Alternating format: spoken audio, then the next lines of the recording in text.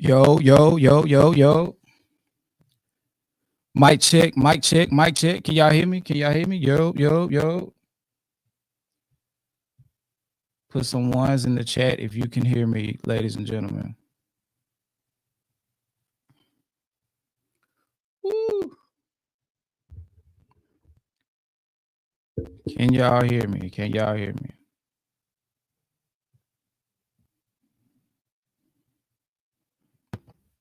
How everything look? How everything sound? Whew. Okay. All right, I'm gonna leave everything how it is. I can't hear myself though. I can't hear myself. Uh-oh. Okay. Okay, I'm breaking up. Hold on, hold on. We don't want to start on a bad foot. Give me a second.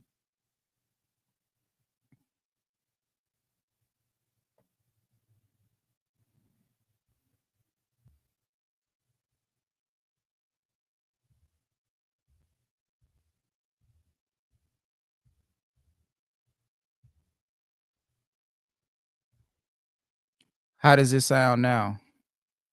How does it sound now? Okay. Okay. Hold on. Hold on.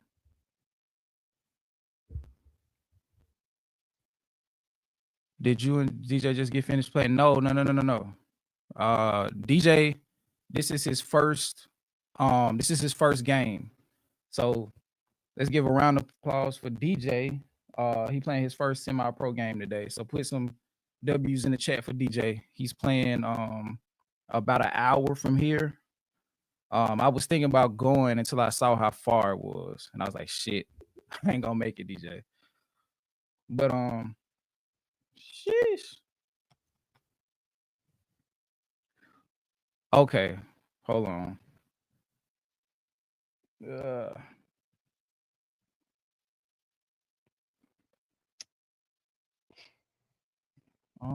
hold on.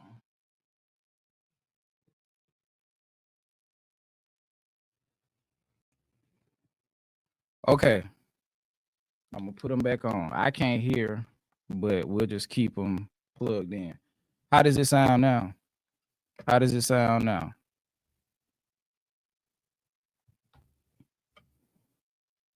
How does it sound now?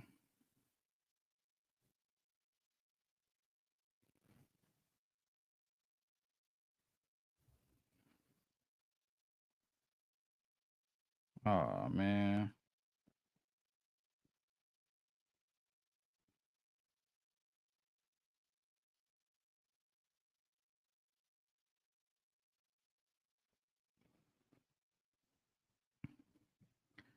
When you adjusted your dials, it was getting better. 1, 2, 3. 1, 1, 2, 2 to the front, 1 in the back seat, seat. Looking for an AK, 100 round each. But why must we retaliate? Is it human nature? I don't know. I look for the answers later. Make a right. There they go. Sometimes you gotta ride to it, because you never know when the bullet might hit, and I die to it. Live your life, live it right. Be different, do different things. Don't do it like he did, because he ain't what you is, but we can't win. Wait, let's get straight to the point.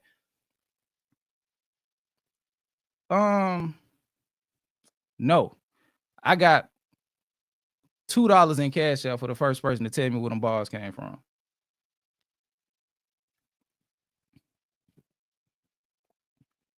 That's not me. That's not me. But if somebody can tell me where it came from, I got $2. All right, who is that? Tiffany. Put your cash up in the chat, Tiffany. I got you. It's too late. It was no, not you. It was Tiffany. Where she went? Tiffany, where you go? Did you delete it? Here we go. Tiffany Shante. Shout out to you. I got you. Put it put it in the comments so I can go back to it after this. But I'm gonna definitely shoot you them $2. Okay. I just had to turn off all of the processing from the the um the hardware that I use. I just had to turn all of that off. I was gonna say $5, but I was like, I got a lot of Kendrick fans. So I knew somebody was gonna get it. So I was like, $2 would be a little, you feel me? It wasn't that hard to get. But if I might do that every stream, rap some random shit and give some money to somebody who get it. But okay, once this water stop dripping, we're gonna get started. Okay, how was everybody doing? The static came back.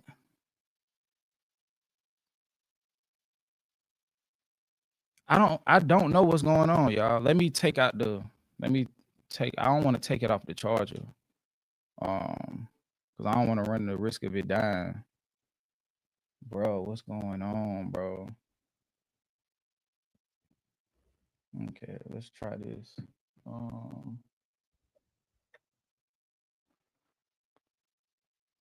Nah, I had to get ready, so my hair is still wet. I have not sweating. It's because you keep fidgeting with your glasses. I don't know about all of that to make it static, but and I ain't hoop since Trump put us in a bad position, man. I haven't been able to go hoop.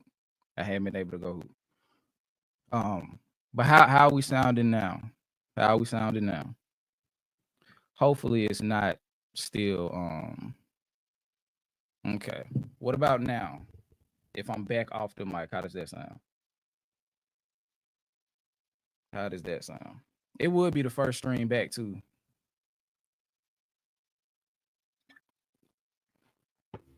Worse. Okay, I'm a little closer. How does this sound?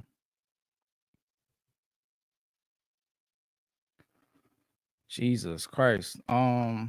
Crackling and tone is low.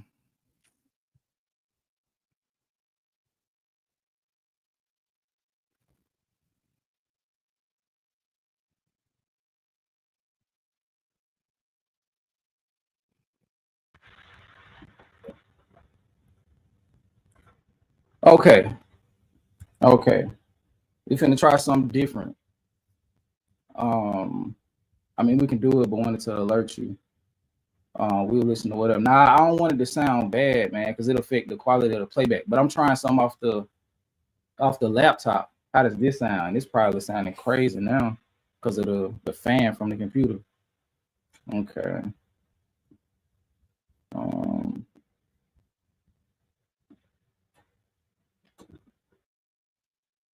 How does it? What? Okay. I'm trying to see what is making it static like that. I'm gonna turn it down. Yeah, I just put it back on the what's the name? Let me put it on stereo and see how that sounds.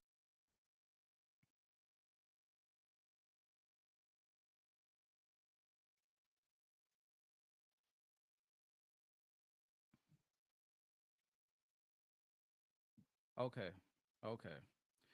Yeah, just let me know when it comes in and when it goes. We gonna try to get it. No, I'm not rapping no more. I want to start the stream. Well, let me see. Um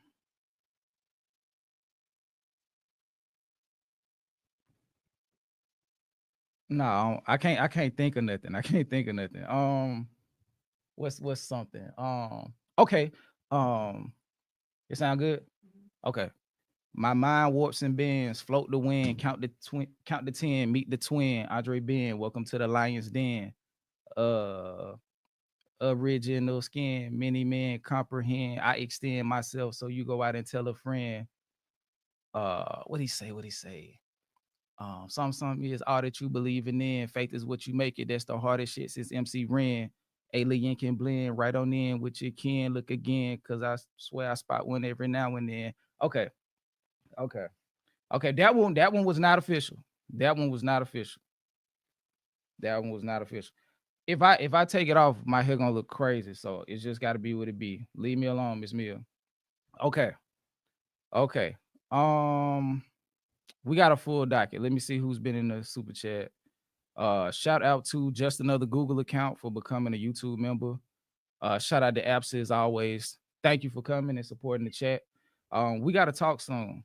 We gotta talk soon, as a matter of fact. Um, Tamara Osborne. Hello, everyone. Shout out to her for the $5 super chat.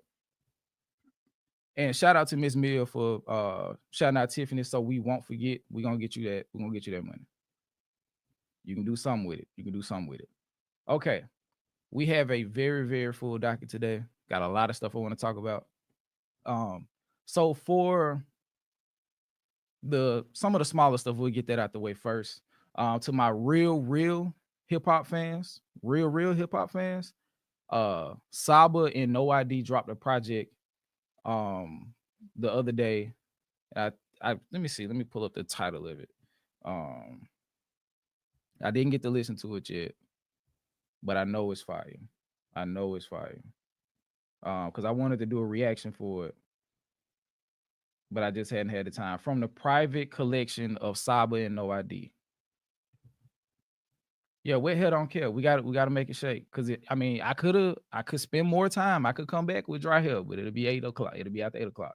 But anyway, the album is fire. Well, I'm hoping the album is fire. I've listened to Saba. The first project I listened to him was Care for Me. And if you haven't listened or you are unfamiliar with Saba, I highly recommend going to listen to that album. It came out maybe 5 or 6 years ago. It is a classic. I think for people who like Kendrick, you'll like him. If you like Jid, you'll like him. So yeah, definitely go check out Saba's latest project from the private collection, the Saba and No ID. If you're a hip hop fan like me, you already know who No ID is as a producer. So them coming together is a dope collaboration. I've heard some of the songs because they've been teasing this project since the summer of 2023. So I'm really excited to get to it. I'm really excited to get to it. Given the way that the algorithm works, I could either try to do it on live or yeah, I could try to do it on live maybe tomorrow or something like that. And see how that works. I haven't played like long form music, but I see other people doing it. Shout out to Therapy. I seen Kiki do it. Um, let me see. I know I've seen them two do it. So I think I want to give it a shot. Shout out to Kiki. I don't know if she's in here. But shout out to Kiki. I think I want to do have her on for a feature. I Bruh, she is hilarious, but I can tell she be trying to be so serious. Like she's the she's my kind of maniac. So I would definitely like to have her on the on one of these Saturdays and chop it up and talk hip hop. What else do we have? Okay, let's get to it. Let's get to it. Because this one I want to talk about as well. It's another album. It hasn't dropped yet, but it is set to release soon, or at least sometime this year. And this is from Erykah Badu, long awaited, with the help of Alan, the chemist. So let's get to it. Let's get to it. Give me 1 second. I only got one screen. I'm gonna get another screen eventually. Okay. Erykah Badu reveals she's preparing an album entirely produced by Alan the Chemist. There's so many ads, bro. Hold on. Let me move it this way.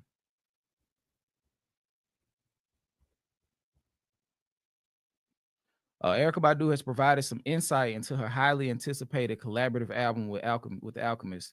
Speaking with Billboard for a new interview, she explained that she doesn't keep up with hip hop as much as she did when she was younger, but she loves the genre. I've noticed that a lot with our elders. Like they get to a point where they completely disconnect with hip hop, and some of them, not to toot our horn with what we do here, have said that what we do with Deciphered has brought them back. and just the battle with Kendrick Lamar and Drake as well. So I won't take all the credit. Um, but we've found a home for some of our elders to come back and enjoy hip hop in its present form. But let's continue. The thing I like about rap now is the same thing I like about rap when I first met it. She explained to the outlet. Rap is the people, hip hop is the people. It's the folks, it's the tribe. I have the luxury of experience and having children who I watch grow up and love and encourage very much. And I cannot separate them when I see artists who are their age coming up. That's how they feel. They are continuing the tradition. She added that the new album is taking up a ton of her time and she really wants to finish it. When is it dropping? Erykah Badu still hasn't revealed a release date for the project, although she recently previewed some of her music on Instagram.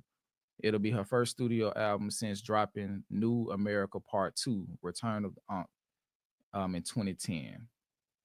Okay. That's pretty much all we need to know from that, because anything else is just, speaking. How would y'all feel about a full length album from Erykah Badu in this era? How do you feel like that'll go? Produced by the Alchemist.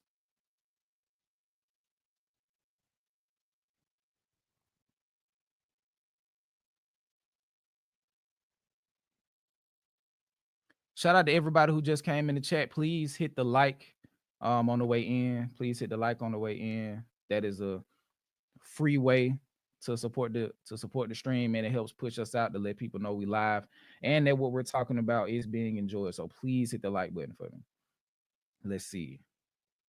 Let me come out of this.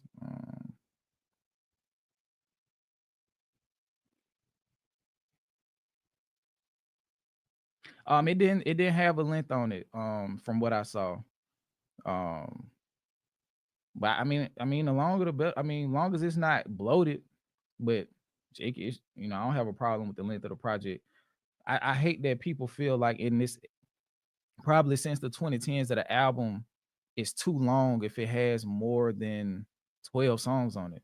When some of the classic albums from previous times were well over an hour long. You feel what I'm saying? So we we we um we come from eras past where they was 6, 7, 8 minute songs. You know what I mean? So like people getting so wrapped up in having a song that's like 2 minutes and 30 seconds, 2 minutes 15, 2:45. It's really crazy when you think about it. It's cutting out so many elements that can make a song truly timeless. Like we in this era, we getting to the point where we getting verse, hook, verse, song over, or hook, verse, hook, and the song is over. You know what I mean? So I guess the amount of songs don't matter. It's I it's just about the music, man. Like it can be 10 songs as long as the 10 songs slap. You feel me? It can be 20 as long as it slap for me. Um, I want another hello so bad. 3K and Badu are incredible duet. I agree. I really like that song. Me and my wife used to play the album all the time. Well, she would play it and I would listen to it. I wouldn't um at that point in time I wasn't on the train like that. So I was like squarely stuck on hip hop. And then even then I probably had like 10 artists that I listened to. So I'm glad to say now that I'm allowing my taste to, well, just my palate to expand. But it's contracting again the further we go into the 2020s. But let me see what we got. Shout out to D2B2. Shout out to Weird Decipher fam. Shout out to the chat. Glad y'all are here. Hope that y'all are doing well. Much appreciated, man. Shout out to D2B2. And he also gifted 5 We Are Decipher memberships. If you receive that membership, go check out what we got.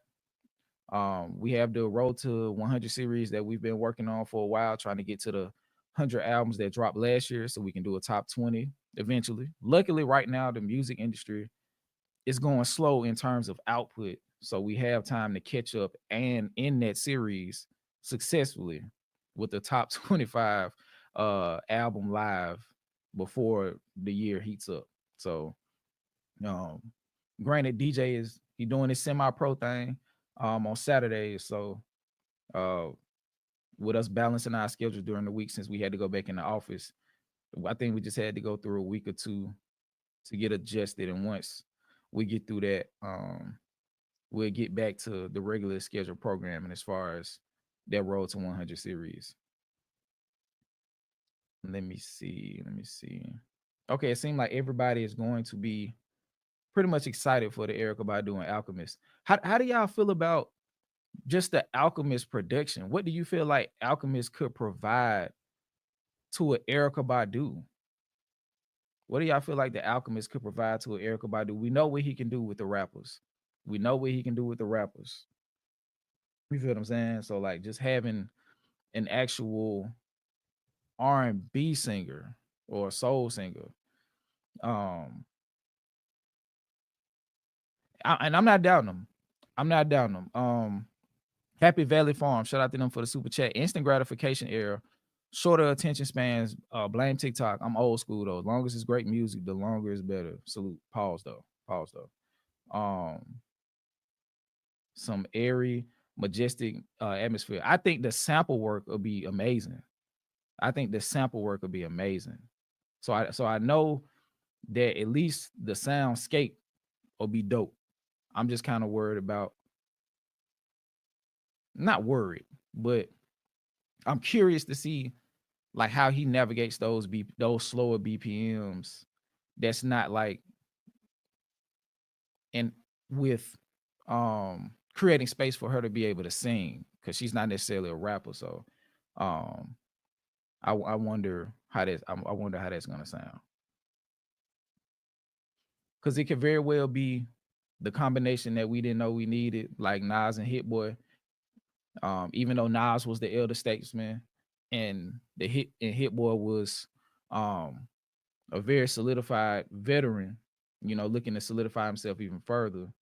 Um, I do think it'll be dope.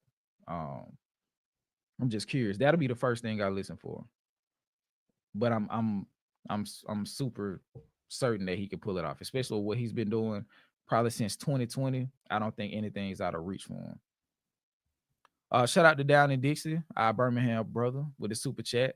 Neo Soul was basically soul music produced by hip hop producers. So we shall see. Good perspective. So it's kind of like getting back to the roots. Shout out to Miss Mill. Um, she's not a rapper, but I do got bars. Never forget. I'm not saying. Don't get me wrong. I'm just um curious to see how that works. I don't doubt it. I just want to see, because I remember when a lot of the rumors around To Pimp a Butterfly was coming out, and they started announcing like some of the people he was working with. Without proper context, it could kind of sound like, oh, you going way left field. But in all actuality, if you know what he was doing on Section 80, he was already fusing jazz with what he was doing. So it should have been a welcome, um, a welcome concept, because it goes back to one of the projects that put him on the map being Section 80. You know what I mean? So I I don't doubt it. I definitely don't doubt it. You know, I definitely don't doubt it. So let's see. Okay, do we want to go? Do we want to go good news first, or do we want to go bad news first? Do we want to go with the hooligans, or do we want to go with the hypocrites? How are we going to proceed? I got I got dockets for either direction. We're going hooligans or we're going hypocrites. Refer to the thumbnail.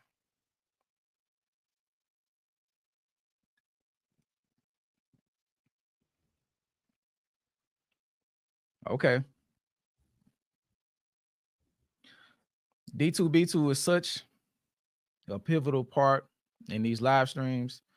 He is an official full-time sponsor of the chat, so he gets first dibs. We are going bad news first, unfortunately. We are going bad news first. It's unfortunate that this stuff exists and that people can't seem to get right, but this is a part of the party that we want to that we have to acknowledge. Okay, so let's see.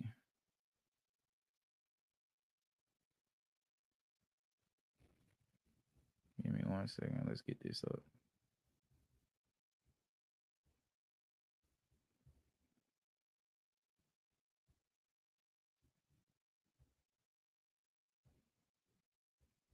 And no, when I said crash out, I wasn't necessarily referring to me crashing out on Fantano.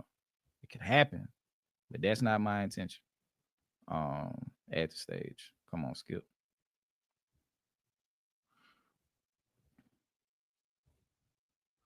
Okay.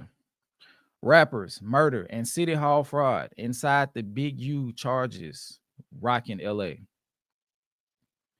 Goodness gracious. Federal authorities this week announced that more than a dozen Roller 60s Crips members and associates, including Eugene Big U Henley, have been charged in a sprawling criminal case.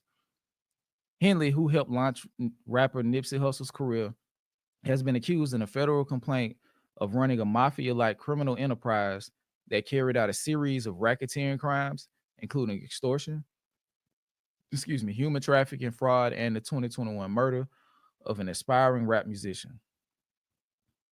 Henley, in a white t-shirt, black sweatpants, and Nike sneakers with no laces, made his initial appearance in court Thursday afternoon after 24 family members and friends watched as he walked into the courtroom with his hands cuffed in front of him and his legs shackled.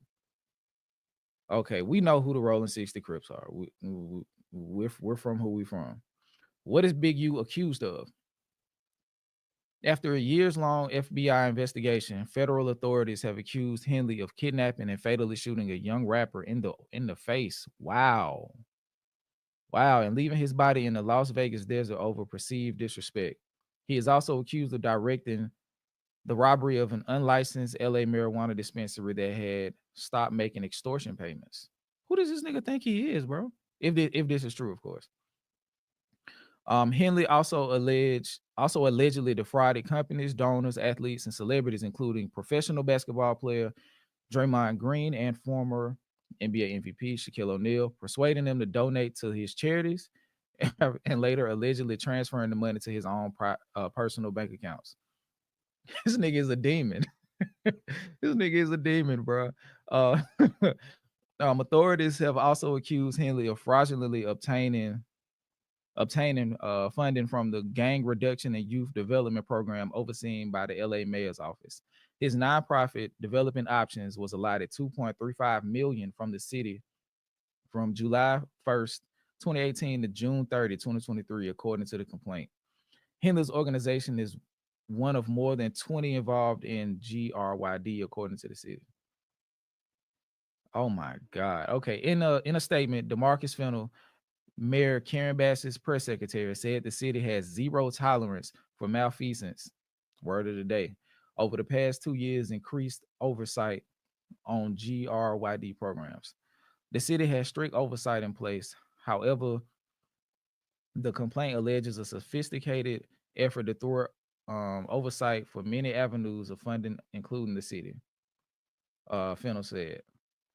This alleged act does not reflect the work of the GRID program overall, which has helped lead to a dramatic decrease in gang-related violence citywide 2 years in a row. Okay, let me read some of the comments before I keep going, because they got a lot to say. This is crazy. What Epsa said. I've been avoiding this Fed docket. Yeah. And this is my first time really seeing what was going on as far as the Big U situation. I've heard something else that I haven't seen in an actual document yet. So I'll just say I heard they are reopening the investigation to the murder of Nipsey Hussle in relation to this situation. I'm sure if it does come up and someone with more intent in this area now, we'll get into it and see if that's actually factual. But from right now, I can't confirm it. But that was something I had heard as far as the connection, not the necessarily the investigation, but that's something I heard a while ago and didn't want to bring up on stream because I don't like necessarily talking about street shit. And I think in one of the videos, me and DJ was talking about something, and I purposely redacted a line in what I was saying. And it was kind of referring to this individual as well. So Yeah, man, this street shit, it don't love nobody. You know what I'm saying? Like people get in this shit and people get it, and the people who get out of it a few ways. Like you get some people who are able to make their way out of it relatively unscathed, but for the most part, they end up dead in jail. You know what I'm saying? And this is a sad, course of events, because at least on the face, people we were under the impression that Big U was in charge of doing something great for the city. The last I heard from him or heard of him was in that light. So it's unfortunate to find out that he was not only extorting basketball players and other famous figures, he was basically stealing from the city. You know what I'm saying? And more importantly, stealing from these kids. These kids were under the impression, or at least their families were under the impression that this was going to be a thing to help assist and provide a better environment for those kids to come up in. And the whole time he was using it to line his pockets on top of the more intense criminal activity that he's been accused of, and also other stuff that he's allegedly being connected to. So it's just crazy, man. Like, but let me get back to it. Well, let me check out some of the comments. Let me see what's going on. Shout out to Keish. Exactly, Skip. When I saw a clip of his IG a few years back, when he laughed when somebody in the chat said, "Yeah, long little nip," him and his homies, man, that was crazy. That kind of told me, because I saw that yesterday. That kind of told me, especially with what Black Sam was saying, that there could have very well possibly been, if he wasn't connected, he wasn't tripping that it happened, but he was financially invested at one point in Nipsey Hussle's career. So for him to find amusement in him being taken from this earth is not only sad as far as a humanity standpoint, but it's disgusting knowing on where they were at one point in time. You feel what I'm saying? So that's, you know, on that part alone, you know what I'm saying? Everybody, I hope people get what they deserve. You know, you reap what you sow. If he's guilty of it, I hope he's prosecuted to the fullest extent of the law. But if he's not, everybody deserves, that day in court, and let them sort it out. You know what I mean? And if he is out in the streets politic how they want to politic, and they want to hold court for something, you know, we at a certain level where we can't stop stuff from happening that's um beyond our reach. Shout out to Kid. She said Nip pulled rank and he didn't like that at all. He set Nip up. That's one of the stories I heard. That's kind of how Black Sam was kind of posturing it, uh, involving DJ Khaled. But I don't want to prosecute the man on camera. So, um, yeah. Shout out to K Way. It's all documented on YouTube in the utmost audacious way. Yeah, I mean, we're in the era, um from like AR Rap forward, of niggas just going out of their way to tell on themselves on camera. Like I remember when he was having his run on DJ Vlad and he was just telling on himself in every way possible, him being AR Rap.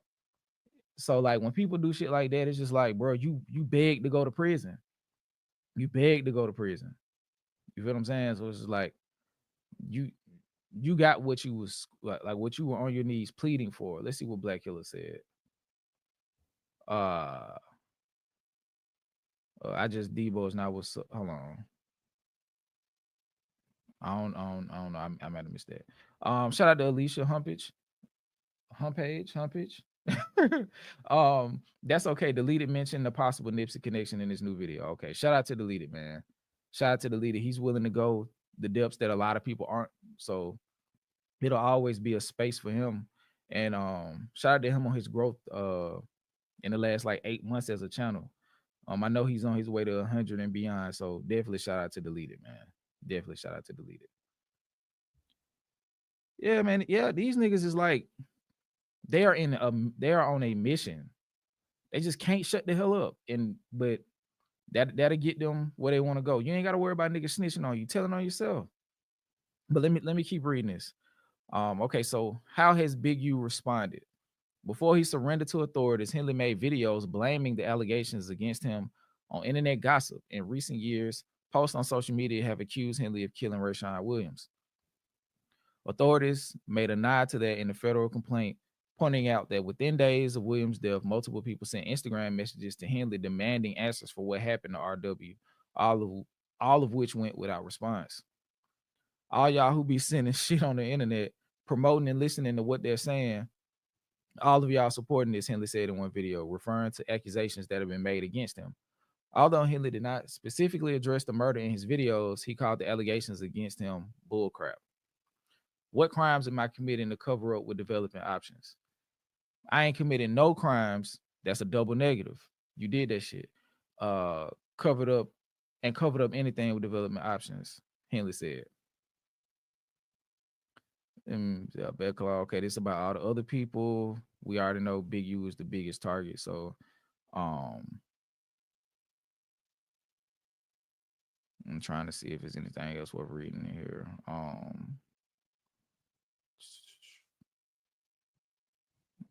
Okay, yeah, this is all the other people who've been charged. Like I said, rest in peace to the guy who was murdered in Vegas. That's a crazy way to go, getting shot and you know, just being left out. You know what I'm saying? Like complete disrespect. So yeah, rest in peace to him. And that's why it's unfortunate. You know what I mean? If Big U did these things, of course it'll be best for him to, you know, be behind bars, but it's still extremely unfortunate to the person that happened to. Extremely unfortunate to the person that happened to, and the other people that things are happening to currently, because we know that in LA there's a huge issue with extortion. The whole check-in mentality has put a lot of people in compromising situations. Like, I don't know if y'all remember, but it was a video maybe 10 to 15 years ago of Birdman and Wayne. They couldn't even get down the street. Them boys was trying to get in that truck. They would not let them get down. They would not let them go.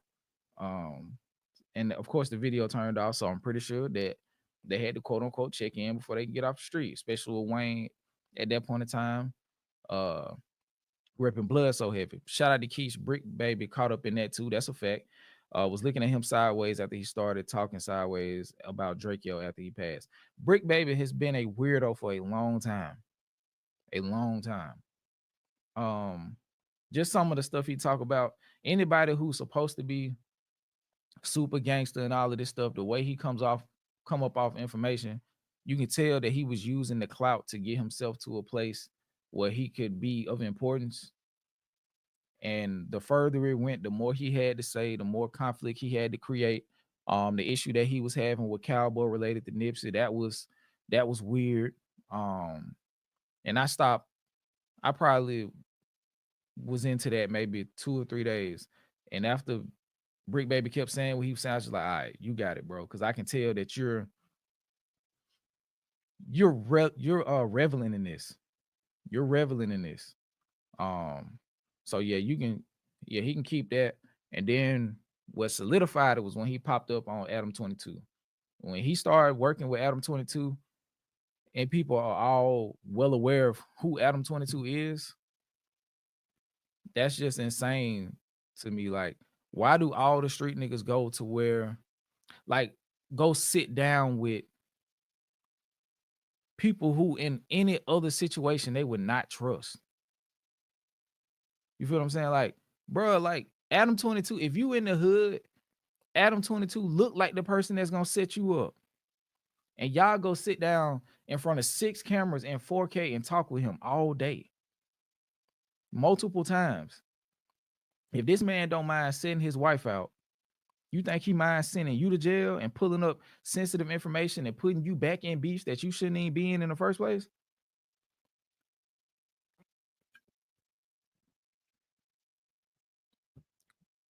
We got to get people like him out of the culture, man, one way or another, or just push him so far into the periphery to where it's only a certain people who listen to them. That's the only way we're gonna be able to alleviate ourselves from them. More, I don't know if this bad news. I'm gonna pivot real quick. Let me see. Let me move this one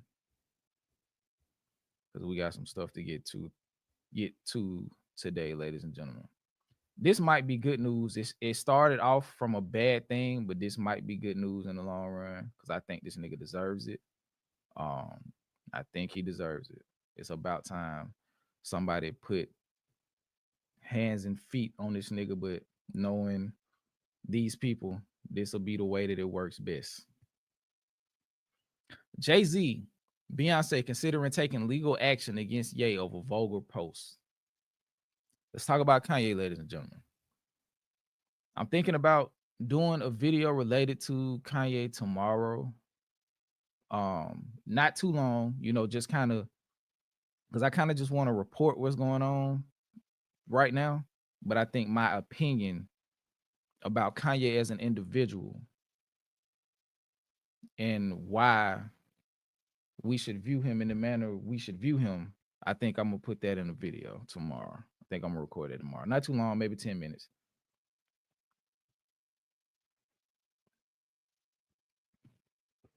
Hold on, what you talking about, Abson?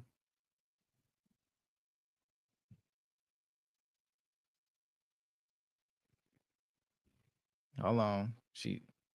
Okay. What Abson talking about? No, he did not do that. What you talking about? He's gonna go on act probably to try to this. Oh, okay. I'm looking at the screen and freaking out. Oh, so you didn't see this? You well, you kind of be like on more like serious stuff. But yeah, Kanye West is a sick individual. He did all of this just to release the Bullet album. Okay. All right. Let's get to it, man. Let's get to it.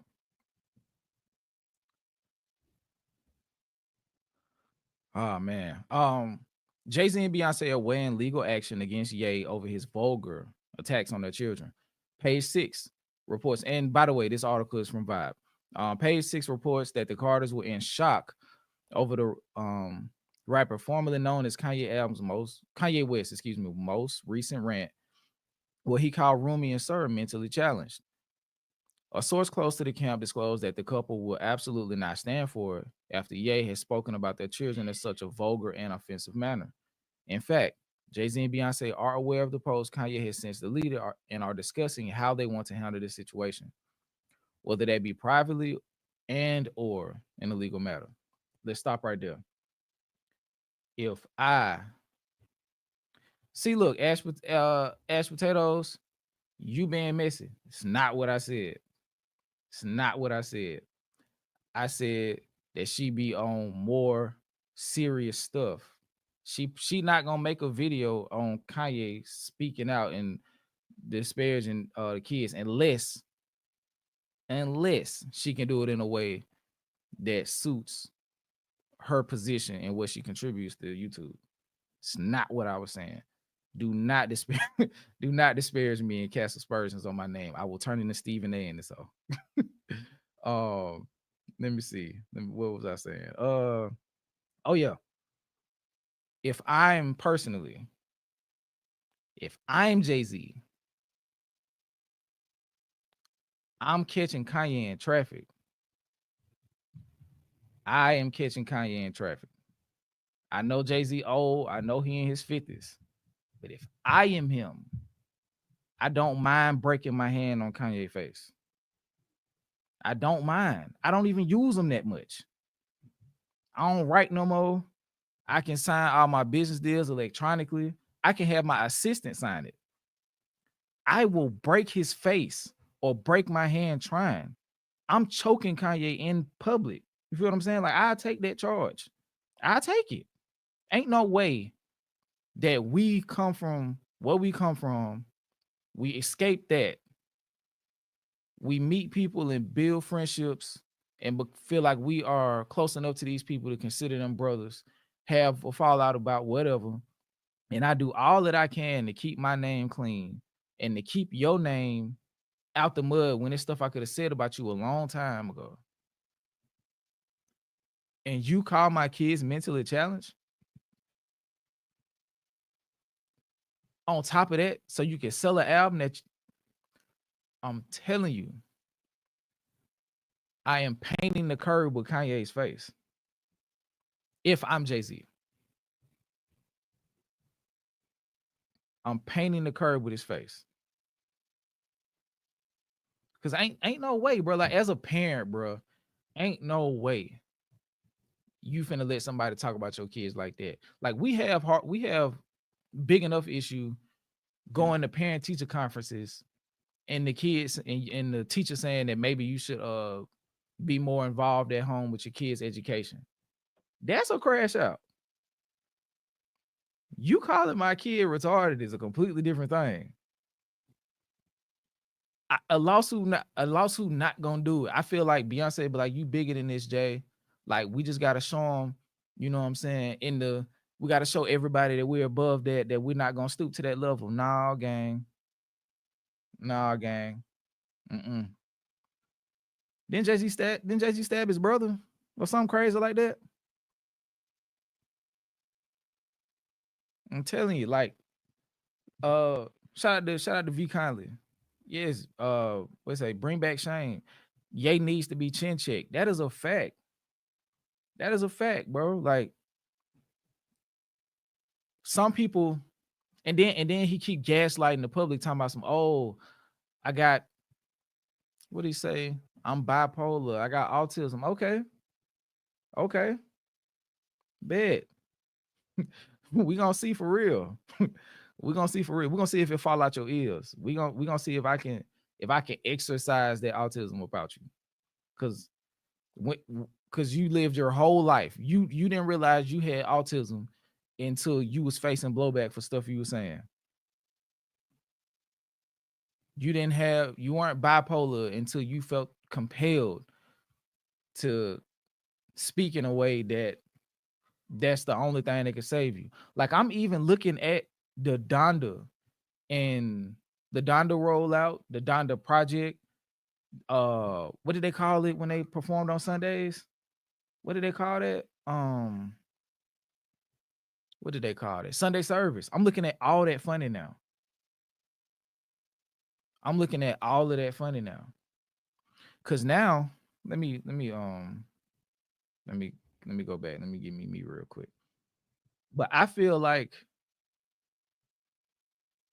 Kanye did that. And one of my homeboys, if you're a patron, well, Dakota or YouTube member, you know who Joe is. So shout out to Joe if you watched the last episode of Section 205, that is.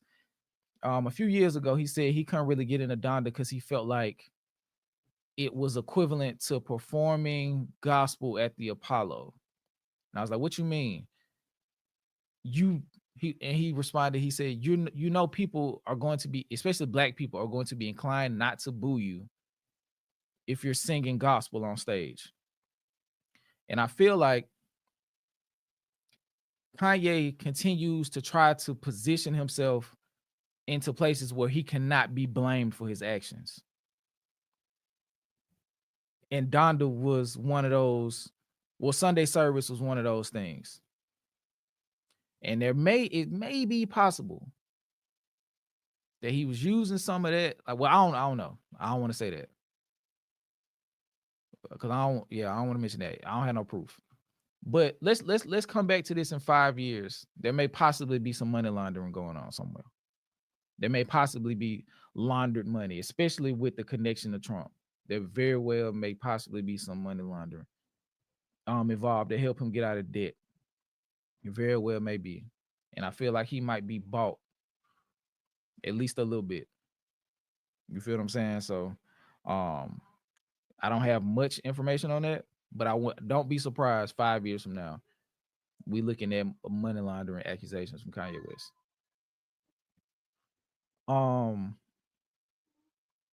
What was I about to say? What was I about to say? Of course, Kanye getting knocked out. Kanye getting stomped out. Kanye getting drugged. I'm pulling up in the mauve suit. Bro.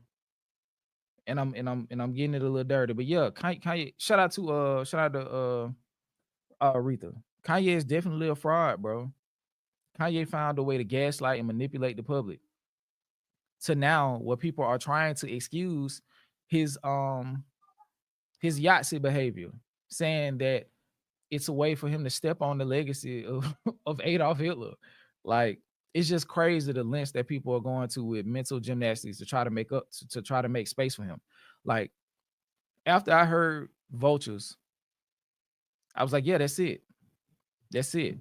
You're relishing in the ability to be able to say these things. Like,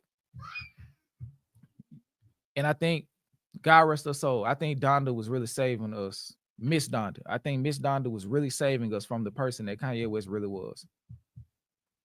I think I think he's riddled with talent. I think he's a creative genius. I don't think he's a genius by way of intellect and by way of intuitive thought. I think he's creatively, I think he's a genius. But as far as anything outside of the studio, I think he's very naive. Well, not naive. I don't want to say that because that takes away the accountability from him. I think he's very obtuse. I think he stands next to the person who's willing to create an echo chamber for him.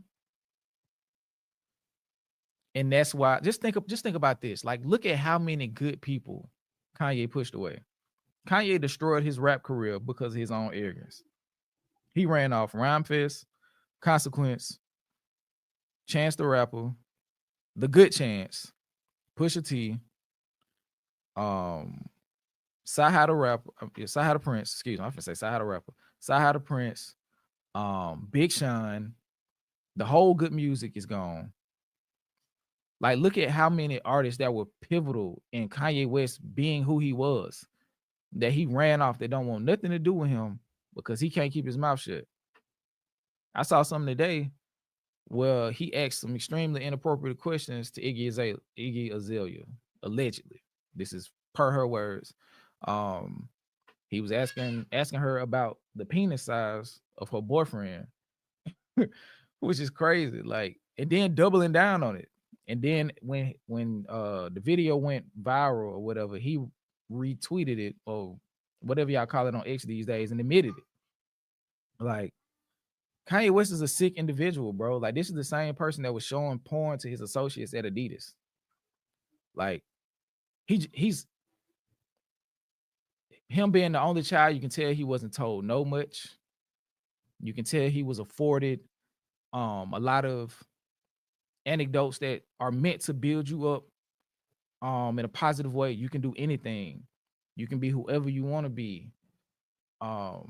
Don't ever let anybody tell you you can't do something. These are all important building blocks to being the person that you're supposed to be, and never allowing a glass ceiling to stop you from who you can become. Kanye took those and is in a permanent state of rebellion. He thinks anybody telling him no under any circumstance is somebody trying to create a glass ceiling for him and trying to hold him back from who he's meant to be. He completely misinterpreted that stuff. And I think his only saving grace from being an absolute dirtbag from the beginning of his career was his mama. And like I said earlier, God rest her soul, as soon as she passed, we started to see who Kanye really was. From the release of this album right here forward, we got the real Kanye. We got the real Kanye. From Dark Twisted Fantasy 4, we got the real Kanye. If you go back and listen to that album, for as great musically as it is, that's when Kanye West's depravity really started. You go in to Watch the Throne, by then you could tell whatever he was indulging in, he was full-fledged in it. And a lot of the stuff that he had been saying early on, he didn't believe in it. And a lot of the stuff that he said that was negative ended up being self-fulfilling prophecies. When you get on to trade your ass for a white girl or something like that. But let me read the super chats. Let me see where I stopped last. Apologies. Let me see. Damn, I missed a lot of them. Shout out to D2B2 rap snitches telling all their business. Sandman, shout out to you for the super chat. Thanks for the content. Thanks for being here. And thanks for the super chat. D2B2 again, Adam 16 from what I heard allegedly. I don't know who the Adam 16 is, but you might be talking about 22. Miss Mia, as the mother of a child with special needs, I hope Jay go see that on some real facts. Facts. I know people. I gotta go. I think I might do a quick intermission at some point in time and go get that belt and throw it across my shoulder for at least a little bit of this live stream. Shout out to your little man. And thank you again for the belt. But more importantly, shout out to your little man. Queen Medina, shout out to you for the super chat. My brother had Down syndrome. The R word was not allowed, and I still hold on to that. Hope the Carters get him. Absolutely, man. Like, I'm close to some people who have special need kids, and the level of strength, patience, and attention to detail that they pay to their children, the utmost respect for that. So I can only imagine. Like, I remember we were talking about this not too long ago, and DJ like kind of blanked out. Like, he went somewhere. Like, I was looking in his eyes, I'm like, bro, come back. Like, he really went somewhere. Like, I can tell, like, people take that extremely seriously. Like, because we don't play by our kids, and we don't play by people playing with our kids in our face, especially, when we feel like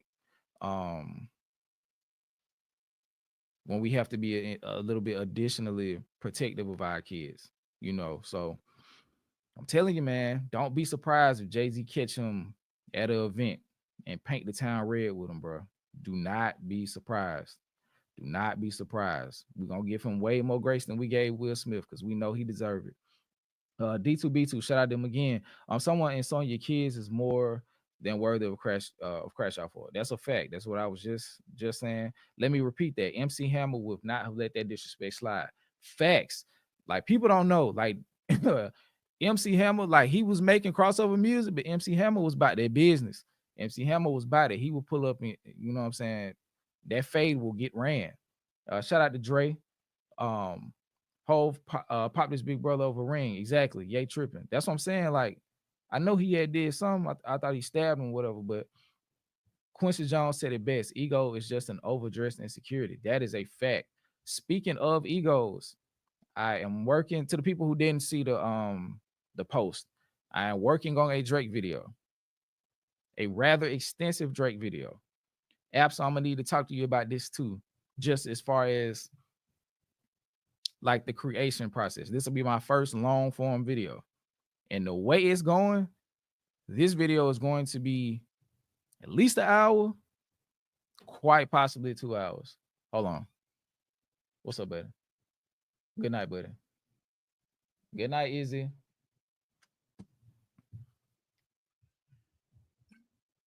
But yeah, for those who don't know, because I don't think I've said anything about it. I got my bachelor's in psychology. Then I went and got my master's in something I cannot use for another story for another day. But I got my bachelor's in psychology. So the human mind has always fascinated me. But once I got my bachelor's degree, I got to a point where the concentrations were, I didn't know if I could spiritually handle the weight of dealing with other people's problems all day. But the way that the federal government is going, I might have to go back and get my master's in psychology and pick up a concentration. But yeah. Oh my God. Like, okay. I'm trying to see. Can I give you out a working title? Can I give that and not can I give that and not spoil anything?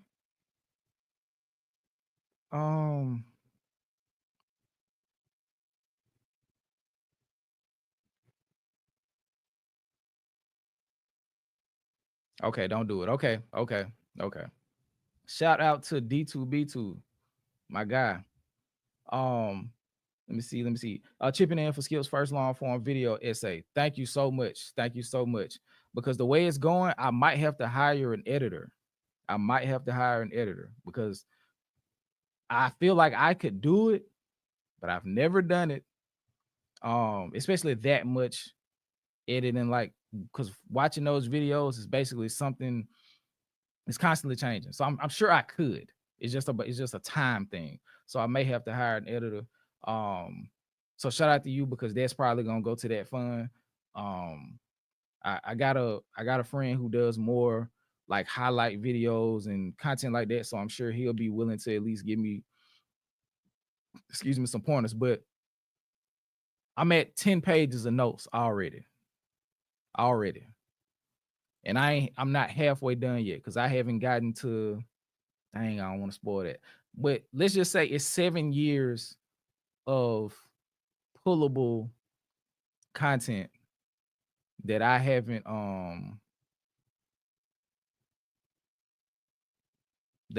written down yet, and I'm already at 10 pages. So it's probably gonna be a 2-hour video. I'm excited to do it, and I think I got like 6 other videos planned. So 6 other longer form videos. So I'm gonna try to do some shorter videos in between, so I can start, working on it and like editing them more the more they go along. So the first few will probably just be me sitting down like this, um, kind of just going off about how I feel, like the Kanye video I do tomorrow.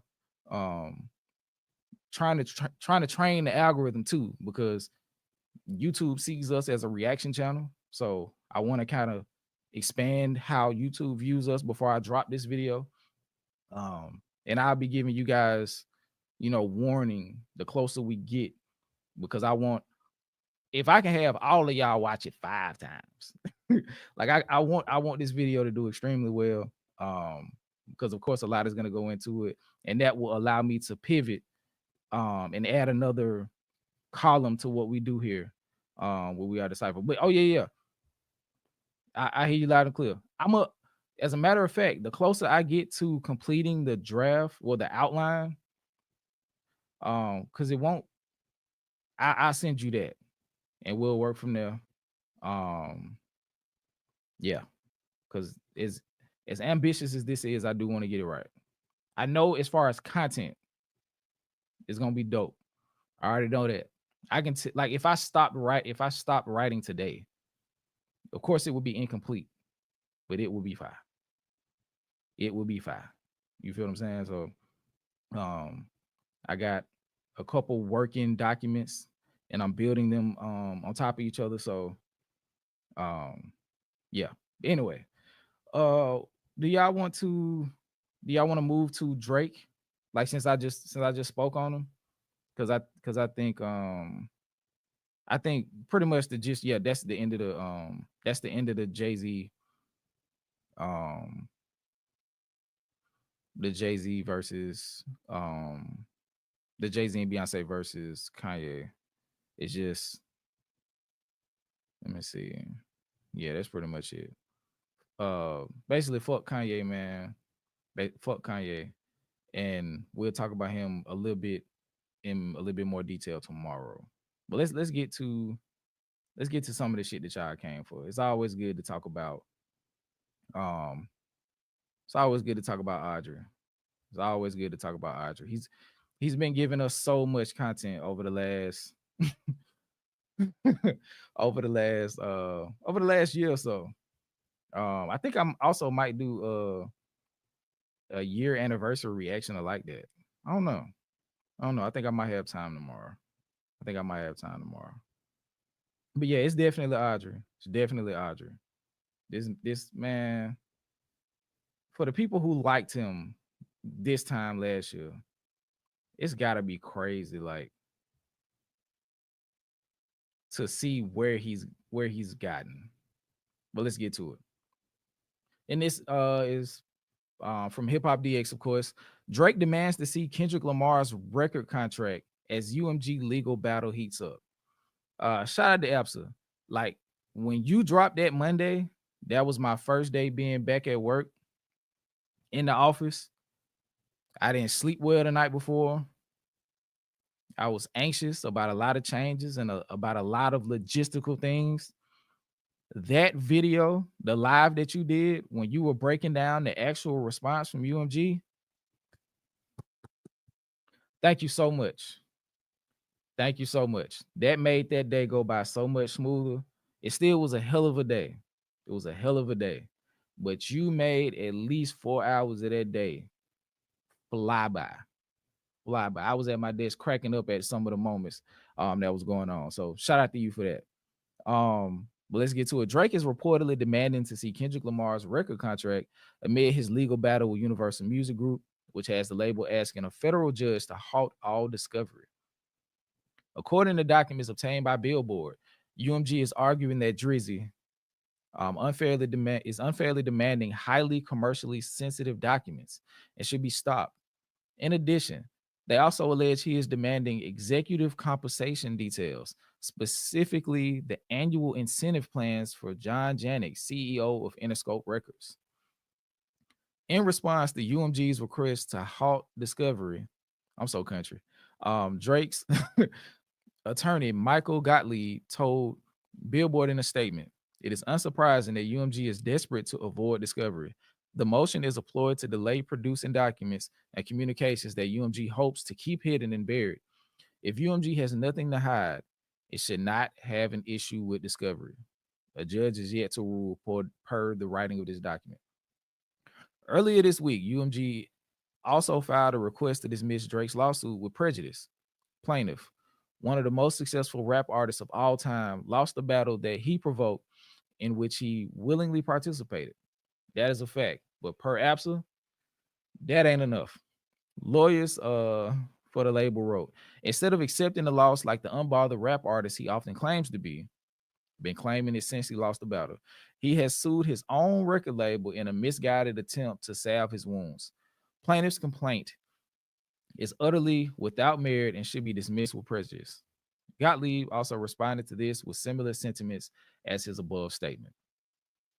Let me see what y'all saying. Let me see what y'all saying. He swear he unbothered. He swear, like, when you really think about it, like the irony of him being so unbothered. I remember when he posted that picture when he was like out at a soccer field, dressed like I don't know. I don't know who he was dressed like, but it was just so weird.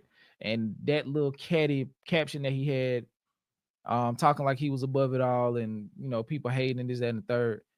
At that very moment, y'all were drafting up documents requesting that UMG stop the playing of the song. Like, how unbothered could you have possibly been? Let me see. Yeah, she brought the news. Yeah, she most certainly did. Like, that's what I'm saying. Like, she don't have time to be worried about what Kanye talking about. APSA is retrieving and downloading legal documents to break down and explain it to people like me who don't know nothing about the legal system. To that extent. Like, what she said, pro hawk something. I'm like, bro, I don't know what that means, but I can depend on her to let me know what it means. Like, I could care less about her talking about what Kanye say, because I know the stuff that we need to know. She gonna let us know. I don't know if Shawty even still in. Shout out to Ash Potatoes. Let me see. We definitely need to like their reaction. I think I'm gonna do it. Let me see. Shout out to D2B2 again. Gifted 5. We are the Cypher memberships. Much appreciated, man. Much appreciated. Let me see. Like Kendrick and Mr. Morale's cover. I'm unsure what you're talking about. Laying on a deathbed trying to match me. Oh, okay. So see, I was saying he was trying to dress like Kendrick. Oh, okay. Okay. I ain't that slow. I caught up. Okay. Let me get back to reading this. UMG wants to pretend that this is about a rap battle in order to distract its shareholders, artists, and the public from a simple truth. A greedy company is finally being held responsible for profiting from dangerous misinformation that has already resulted in multiple acts of violence, he wrote. This motion is a desperate ploy by UMG to avoid accountability, but we have every confidence that this case will proceed. I'm reading like a reactor, my bad, and continue to uncover UMG's long history of endangering and abusing its artists. I want to say this. Two things can be true. Two things can be true. UMG as a company can be a piece of shit, but that does not mean that they actively and willingly were pushing Kendrick in spite of Drake. That does not mean, like, both those things don't necessarily correlate. They could be doing, like, we've already gone through several instances in the last 2 years, particularly the last 18 months and the last 6 months before Like That dropped, where UMG has been looked at for doing things that are unfavorable to the artist. In particular, their relationship with Spotify. I don't know if my boy Cole in here, but shout out to Cole from BYNK Media. He has been chronicling whatever word, yeah. He has been covering the UMG situation for nearly 2 years, up into and through the Drake and Kendrick Lamar beef. So it's not missed on us, especially the people that are paying attention, that UMG does some shiesty business. The record industry in itself is shiesty. Let me see. About to start driving. So W live skip, W chat. Yeah, shout out to the mess. I'll still be listening. Peace to you. Drive safe. But yeah, it's I don't doubt it for a second that UMG does shiesty shit. You feel what I'm saying? Like, but I also don't want to convolute that with the fact that they spent hundreds, well, millions of dollars, probably tens of millions of dollars promoting Not Like Us to intentionally disparage Drake so they wouldn't have to pay him money. It's chronicling. My bad. Players fuck up. But I won't allow that specific truth to be directly connected and enough for UMG to lose this specific lawsuit. Because the major thing, and the thing that I would like to talk to Epsa about, would be, and like she said, she's not an attorney, but just from a strategic standpoint, like, in what way does Drake's legal team, or what sense does it make from your perspective to attack UMG on the grounds of defamation and willingly distributing music that was meant to disparage another person and potentially cause harm, when you in fact did the same thing? And not only did you do it, you did it first. Like, that's the craziest part about it to me. We can talk about it right now. You is that a threat? Like, we can talk about it right now. But I've been curious about that, and I understand that there are certain legal proceedings that have to take place for a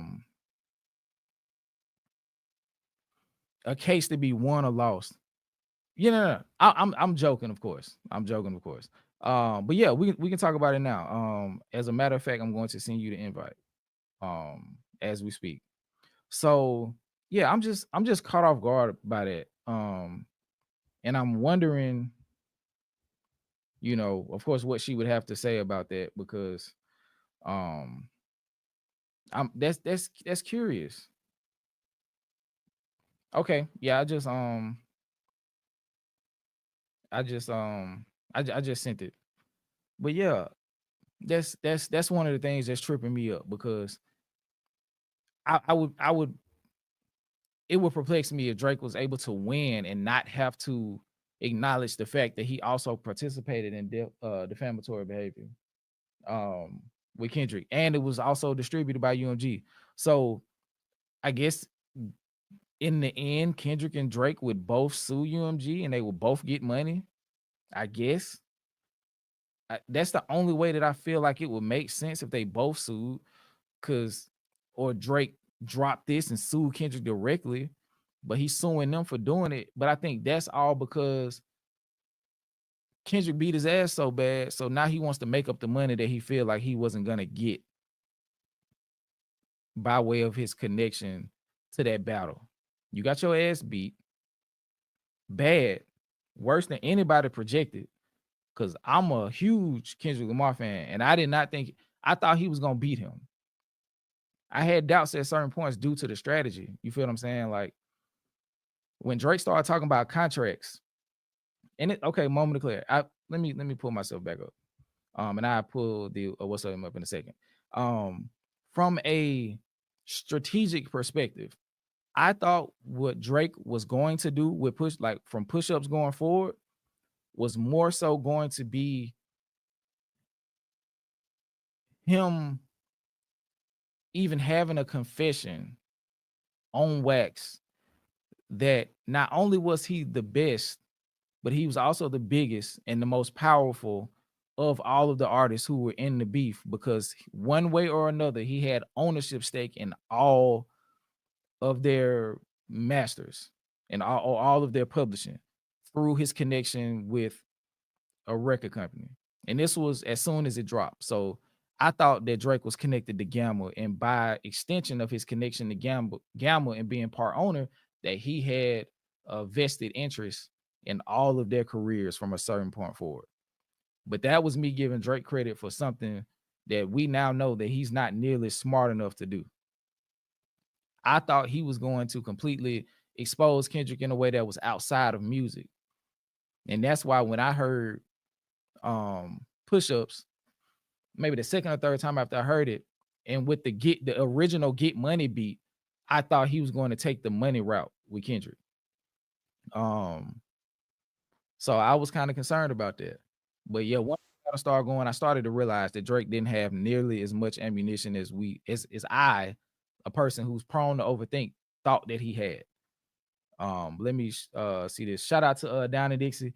Yeah, you said it once before. Drake is in fight or flight mode. He's trying to discredit the success of Not Like Us by any means necessary. That's a fact. That's a fact. And I think and I'm about to bring Absa up. I think that Drake's only problem with Not Like Us is that it worked. It's not what he said, it's the fact that it worked. You know what I'm saying? Like Meet the Grams, it hurt. I could see him feeling more internal pain and anguish from what was said in Meet the Grams than Not Like Us. But Not Like Us was so successful. And we're gonna talk about that in the video. But for right now, I'm gonna bring Apps up. Hey, mic check, mic check. Mm-hmm. I gotta put my headphones on now. Check it again. I think Mic check, mic check. yep. Hold on. I can see Put, it's low. okay. Put some ones in the chat. Oh, we got an echo.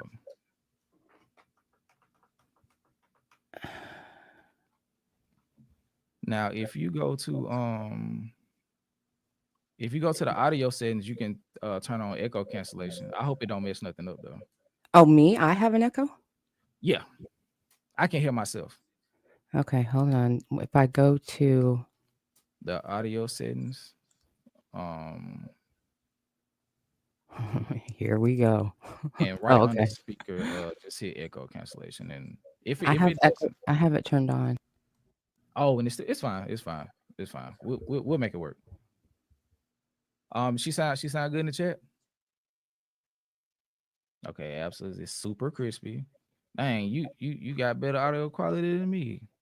I just made a couple adjustments to it through Yeah, those that's settings, but mhm. Yeah, you good. it You might be good. because my volume on my desktop might have been hitting my mic. Okay, we good. We good. Okay. All Everybody right. good? Everything all right? All right. Mm-hmm.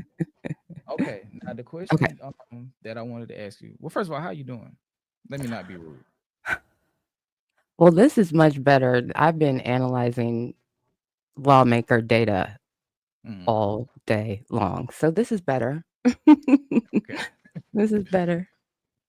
Okay. Now the question I had that I wanted to ask you was just from a strategy standpoint with Drake's legal team, because I know you said that you're not an attorney, but the question I wanted to ask was what strategic sense does it make for Drake's team to be pushing the button on UMG for um publishing and promoting this work from Kendrick when they did the exact same thing for Drake, and that work that they published and distributed for Drake also has defamatory information in it. Like, so how does that not come to bite him in the ass strategically? So I always say that people do what works for them. So we don't really need to know what the legal argument is. We can just safely assume that they feel like they can get around that. Okay. They have to know that that's going to come up. They've already discussed it, and they have to feel like in some way, shape, or form that they can get around that. And even potentially concede it to an extent. Like, yeah, this is just a problem, period. It just depends. But let's just go with the simplest of they clearly think that they can get around it. And I think one of the things that people are having a really difficult time accepting, I do think people understand it, but it's just like, well, fuck that, is a natural reaction because this is some bullshit. But there's what we all saw happen in real time. And then there is the narrative that is on the court record. And Drake's narrative, if you take out the house, for me, this is my judgment. If you take out the shooting at the house and you take out the break-ins, because I don't see any evidence that those were caused by a song. Correlation does not equal causation, so they could be caused by anything. And if you just stick to the defamation harm in return in terms of like business opportunity, because professional associates thought it was true, he has that narrative. Okay. Dead to rights. There are people, even though he has pre-existing issues, it's messy, okay? Because I know that's what people are going to say. He has pre-existing issues. Y'all know. I've been saying that from the beginning. But this is narrative crafting. It's legal narrative crafting. And the narrative right now before the judge is clear and overwhelming because UMG has yet to refute it. Clear and compelling evidence that suggests that there are an overwhelming number of people who either believe these accusations are a fact and they believe them even more so because of the way Kendrick Lamar delivered this particular work of art, or they have been exposed to people who do believe it and have spread it through things that they are saying. And so I think they have that dead to rights. We've all seen it. We read it in the lawsuit. And so the question is, and what I said in some live after reading Drake's lawyer's response to UMG's request to stay discovery, was that UMG clearly made a strategic decision in their motion to dismiss. They decided to argue matter of law, not matter of fact. And because judges have purview over matter of law and juries have purview over matter of fact. So if you can argue a dismissal on matter of law to a judge and sway that judge, they'll dismiss it more than likely because that's their purview. Matter of law is the judge's purview. Matter of fact of what happened and what the impacts were based on evidence presented, jury. And so they decided to go with, we're going to argue matter of law. And they did not argue interpretation of art. And I think that is where they fucked up. And I think that they did. And when I say they fucked up is they didn't balance the scale. Drake had 125 TikTok links and, 25 so-and-so said this, screenshotted, and then their comment sections as well. This is all evidence of, that that through line of people believe it or are being exposed to people who believe it. And so UMG did not balance the scale with, well, here's 350 links of people not talking about anti-Semitic shit, but talking about, yes, this is a culture that comes from Black America. Yes, this motherfucker does bite from everybody. Like we're having completely different conversations, right? They have an opportunity to do that still. We're basically in the very first seconds in terms of how time goes. We're in the very first seconds of this case, so they still have time to do that. They're going to tit for tat in writing for a second here before the judge is deciding anything on discovery and on the motion to dismiss. There's still going to be some, well, now we say this, well, now we say that kind of stuff going back and forth. So they will have an opportunity. UMG will have an opportunity in the, well, now we're going to say this, to balance that scale and argue what is the interpretation of art. And you've heard me say it 1,000 times. Art that appears to be literal or art that is interpreted to be literal. So I hope that answers your question. Yeah. To a degree, anyway. Yeah. I was thinking while you were speaking, I think now it's all too clear why they're incorporating their reactors now. They fucked up. The reactors fucked up. The reactor, but they didn't know. Nobody could foresee this. I'm even hearing now that people are assuming. Am I loud enough? Can you hear me? I can hear you fine. Okay, I was turning some stuff down, not to be too loud. Okay, so one of my friends, he said that he thinks that Drake kind of 4D chess move this whole thing. I don't believe that, but No. with the reactors, since it was such a boom content wise, I think without us, and I have to include myself, having the proper foresight of this situation, I think we kind of clickbaited ourselves into some shit that we shouldn't have been in the first place. Because I now, don't. So I'll say this. Here's what I think, actually. I think the problem is a problem that we know already exists. mhm, Um, and which that's is something that I mentioned too, about a direction that Drake and his legal team can take with UMG that might give them even more of a leg up. Gross negligence. yes. Yeah, that's a good one. I wanted to talk about that too. Okay.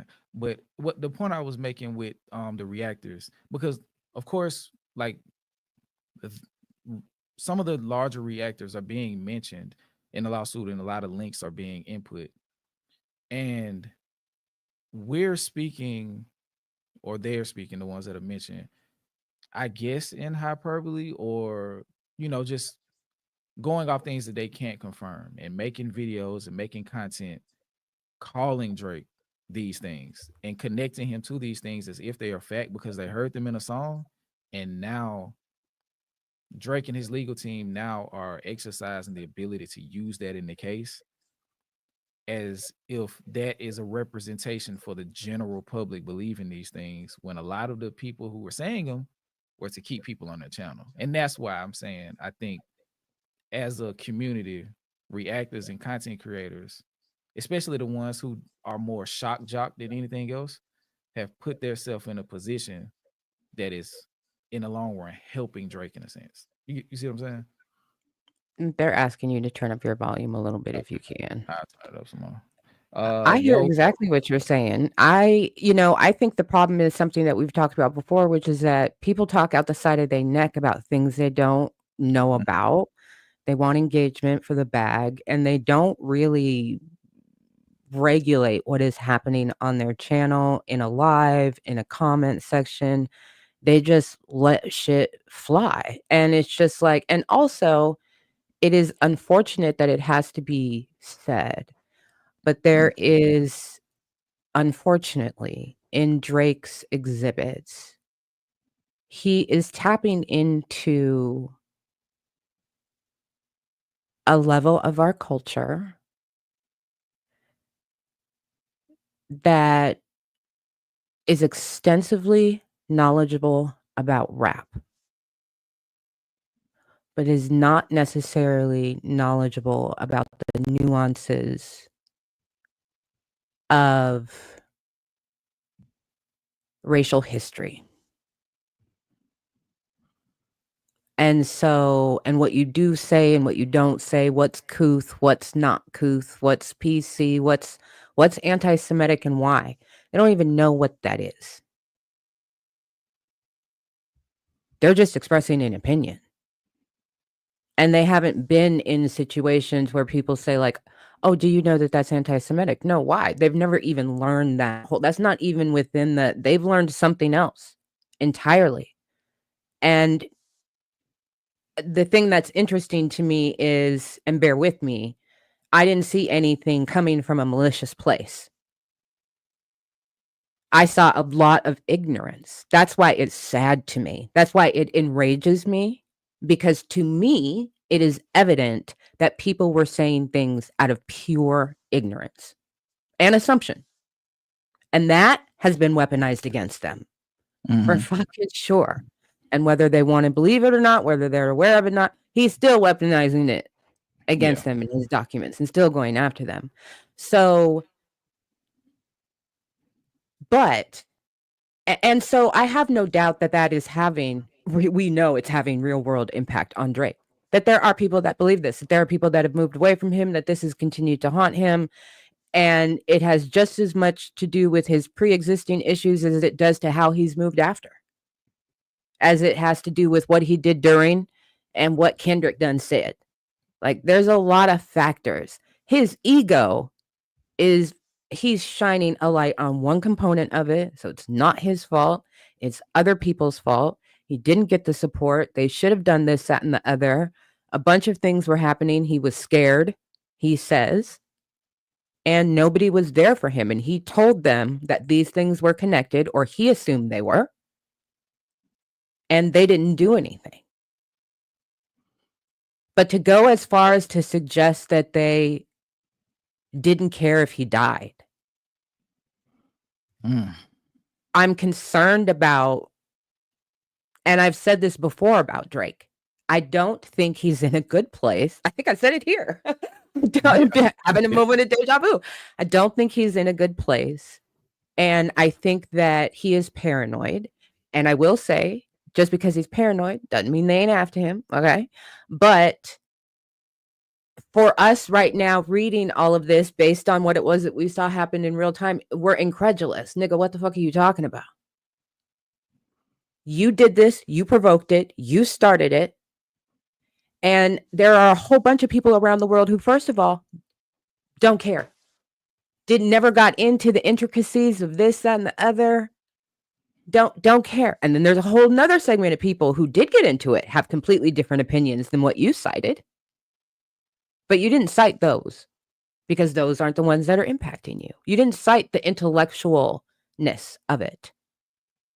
And so now UMG is going to have to do that. And I believe that they were probably prepared to know that they would have to, that they might have to do that, depending on how strong the legal arguments were coming back at them. And they're pretty strong. Drake's got good lawyers. They're not fucking around. They're ready to fight. They are ready to fight UMG. So UMG is going to have to be like, all right, asset or not.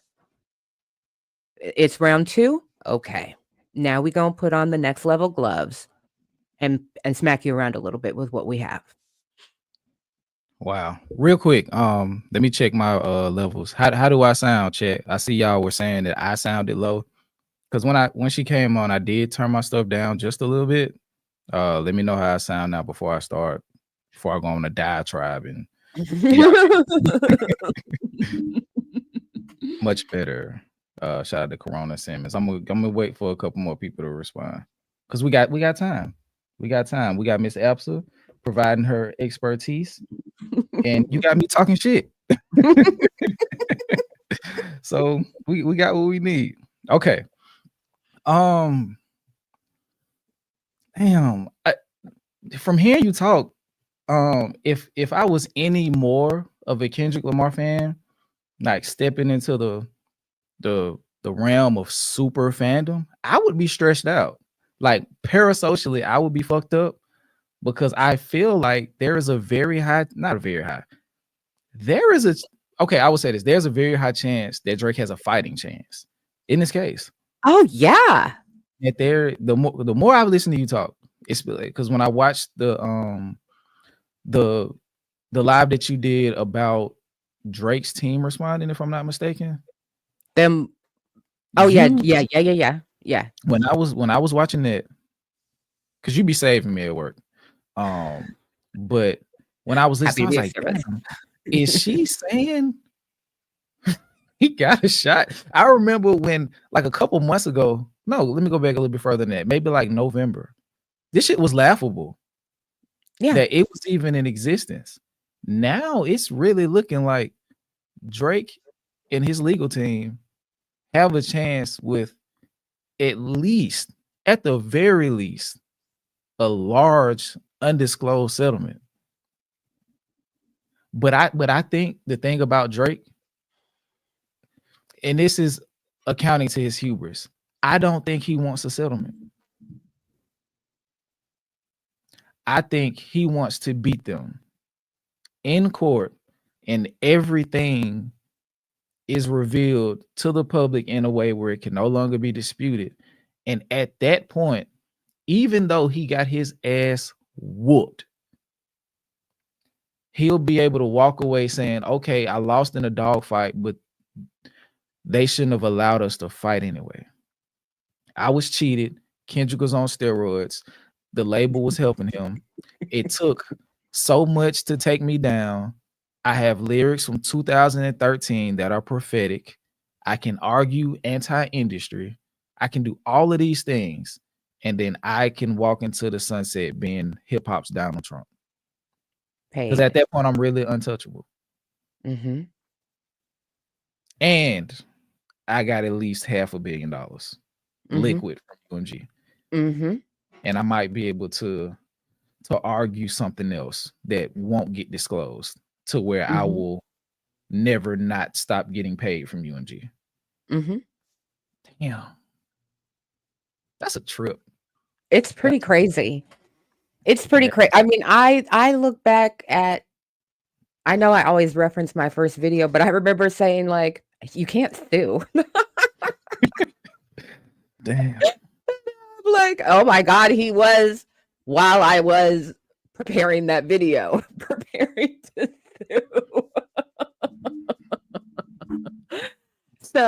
So yeah, I know that there are people who think Drake doesn't stand a chance, but here's what I think is happening. I think that, first of all, people do what works for them. I say that all the time. Drake doesn't care, okay? The law also doesn't care if you think he doesn't have a chance. Because again, you're going off of what you saw. You're not going off of what's being argued in a court of law on a court docket. Today, Drake is winning, whether you like it or not. It's the only arena that he's winning this fight today is on the court docket. But I think that I agree with you and have said that this is part of his, since I'm not going to get it through a contract, I'm going to get it some kind of way. And so he doesn't care what y'all think. He doesn't care what we think. He doesn't care what we say. I think that he is putting all chips on one thing. He needs this money. I think that he is, whatever that movie is, that famous gambling, there's several, that famous gambling movie where it's just like, nope, I just need one more bet and then I'm going to cash out and then we're going to go buy the big house on the island and we're going to start this business and we're going to be happy forever. Like, this is it for him. This is how he gets himself from where he's at to, I can flip this to billionaire status. I think that is a huge motivation for him in doing this, is how do I get this money? And I will embarrass anybody. If y'all don't know somebody with, my opinion, Drake has a problem with gambling. It's my opinion. And if you don't know somebody who has a problem with anything, they don't love anybody. They're not loyal to anything. when they decide that they need what it is that they need. They gonna get it by any means necessary. So he doesn't care. He's got a machete, and he has made it clear in these legal documents, because there are people who say, oh, only lawyers do this, and Drake doesn't know what's in these documents. Yes, he does. Drake absolutely knows that his lawyers are asking UMG, how much did you pay to get Kendrick Lamar's Grammys? How much did you pay to get Kendrick Lamar's Grammy nominations? How much did you pay to get him Grammys? He knows he's playing a game. Because first of all, I do believe you do have to pay a fee to enter anything to consideration for a Grammy. But how's that going to be spun in the messaging? UMG paid a total of da da da da da da da. So he's fighting this in court on that narrative, but he's using what comes from that to then cast a different narrative in the public than what we saw happen. That is a masterful play.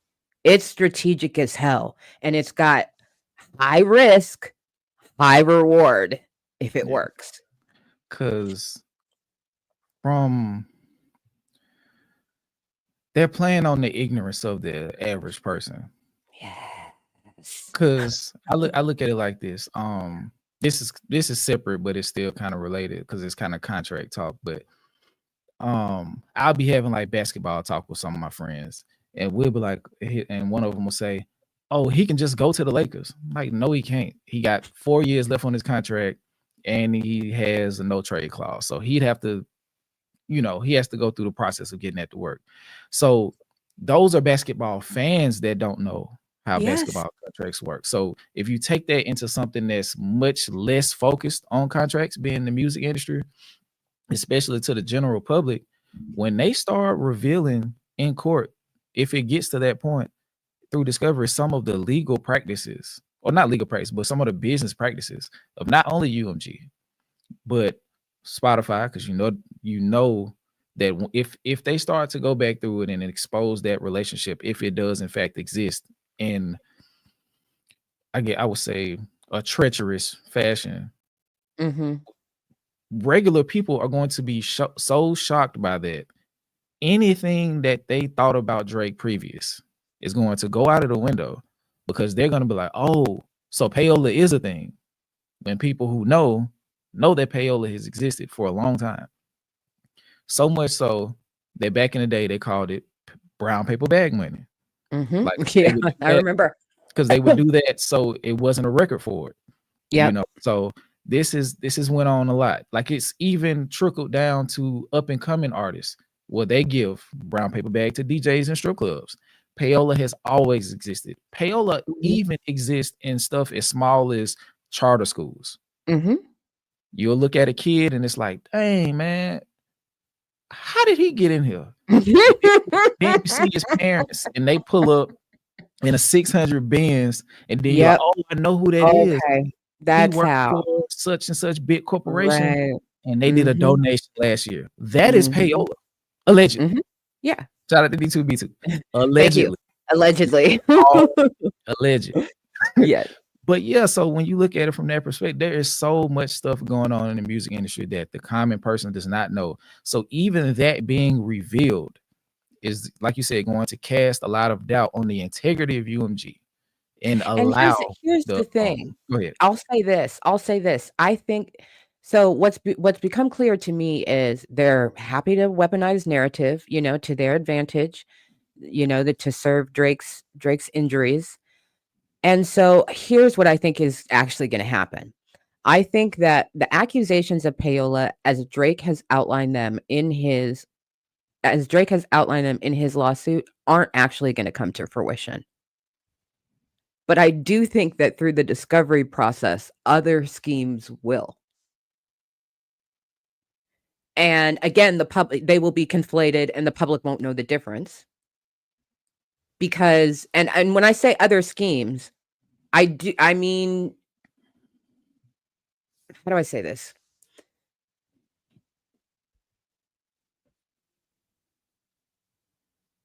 I think that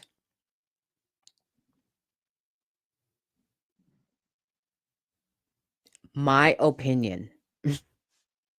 I think that reactors are not vulnerable for whatever it is they did around, we'll just say not like us, behind the scenes.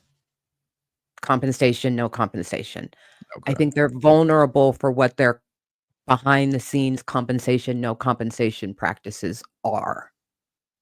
Period. So that And puts this is the way to it. Right. And I also think that him including payola in the Southern District of New York and citing criminal cases that he is, I've said this from the beginning, he is trying to get, he's pissed. He is pissed at UMG and he just wants to fuck with them. And he would love a superseding authority to fuck with them. It is an absolutely on fire red flag to the feds who are investigating UMG for payola, not UMG, but it's either iHeart or Spotify. it was For iHeart. payola somewhere else. Right, somewhere else. So it's in orbit already around this, and it's in this lawsuit. The longer the lawsuit goes on, the more it's in the press. They start fighting over discovery because they're gonna fight. UMG's lawyers are gonna fight to why no. They are gonna go before a judge and fight. We don't want to give them this. We don't want to give them that. What the fuck they need this for? Like that's gonna go down. But all of that comes up, then the more eyes catch attention and go, oh wait, what's going on there?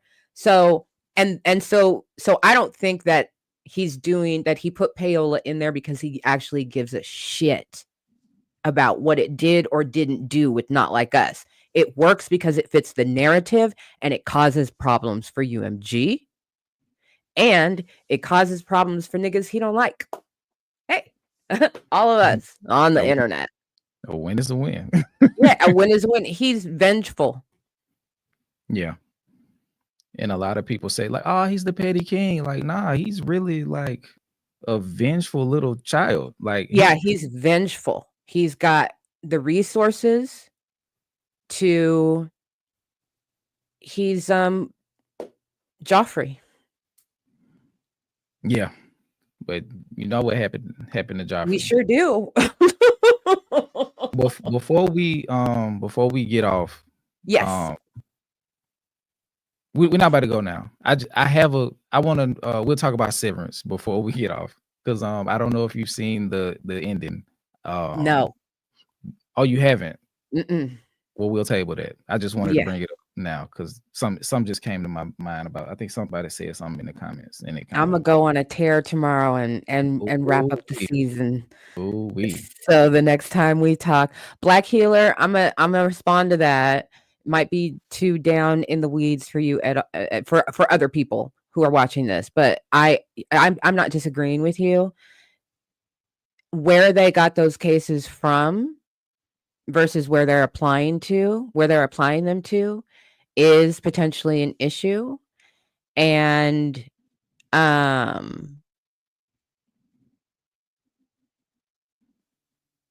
his lawyers have already brought that back up to the court of whether or not the precedents that they cited actually even apply to the Southern District of New York in this case. So that's what I mean by they're going to fight. They came back a day later with a detailed, actually, no. And that's when I was like, okay, they're not fucking around. The gloves are off. UMG did successfully drag Drake first round. And then Drake's lawyers came back a day later on another document and were like, actually, we don't fucking think so on this, and this. Cited a bunch of case law, pointed out at a bunch of holes. And so now it's on UMG to respond. And I have no doubt they're going to. They have all the resources in the world to fight this. I'm not saying they're not going to fight this. I'm not saying it's not going to be bloody. I'm not saying they're not going to, humiliate the man. It doesn't give me some kind of pleasure to say Drake has a foothold. It's just what the situation is, whether people think it's absurd or it's not absurd. That's fine for you to believe that. Don't come for me. I didn't do it. He did it. Dang, we you know what? He always makes his way into any conversation we have. But I think we might have to kind of give some grace to J. Cole, man. We might have to give some grace. Of course, like I said earlier, no one First of can all, I'd foresee just like to say you're the one who keeps going around on this cyclical process right here. because um I because just take the journey with you, meet you where you're at. okay, so and when I say we, not necessarily us in particular, I but feel like you. I the feel you. larger hip hop community. Yeah. Granted, he went out like a sucker. He apologized. But I think right now, even if he wasn't at peace with his life this time last year, I think he's sleeping so well. I think for his album, of course, he probably set himself back, but he might have set himself free in a way, being Mm, that um I like that. he may no longer have to pretend. Yeah. He may no longer have to pretend. I think J. Cole will actually be able to be, in a small sense, more of his authentic self. And I hope to God so. let me explain. This is a video I have. I haven't started, but the working title, and depending on how deep I get into it tonight, I may or may not do it because it's still way down the road. But the title is "The Middle Child When Chasing Your Peers Goes Wrong." Right. Yeah. So when J. Cole first started, That's so good. um, Okay. when he first started, because I knew of J. Cole. Well, no, I might have known of J. Cole before Drake and Kendrick. I knew of Kendrick last, but he was this young guy with all of the potential in the world, and his whole thing was kind of like a direct to consumer approach in hip hop, where I would let you know that I see you, but it was more so in not in a metaphorical sense. It was directly his whole thing. He probably said this in 70 songs. I know how niggas feel, right? Mhm. So that was the connection at the beginning, on top of him probably being maybe the most prolific rapper at that point in the blog era. It's as far as like when you add on exposure. So he does that, and then he has the fight with the commercial success when he drops his first two albums. And then when that doesn't work, which was him chasing the Drake model, he tabled that and started to try to adapt the Kendrick model. And that was trying to make the more conceptual based albums with For Your Eyes Only, Forest Hills Drive, even Kids on Drugs. And then later into I said For Your Eyes Only. And then that didn't necessarily work. Forest Hills Drive did, but it was more so his fans celebrating that he won in a sense, because he didn't have to continue to play that game. But conceptually, he tried to chase Kendrick, and that's where a lot of things come from, to save myself from spoiling a future piece of content. But and then after that, after the Kendrick thing didn't work, he goes on this feature run where he's exhibiting a piece of himself that doesn't feel natural to him, which Mhm. is the competitive side. I feel Mhm. like, based on what J. Cole said, taking him at his word, he was operating from a place that isn't innate to him. I do believe that. Still. So, Yeah. and I'm starting to too. So when he got to the point of him having to actually live in that space 100%, he had his the conflict of conscience outweighed his desire to win. Mhm. Yes. So now he say, "Hey, I can't sleep at night. I think I like boxing, but I don't know if I can get in the ring." And this is 100% me. I don't know if I could get in the ring and punch somebody until their eye pops out, or not Right. eye pops out, but eye swells shut and they start Right. bleeding from their ears. I Yeah. don't know if I can do that, but I love boxing, right? So I think that's where he got with it.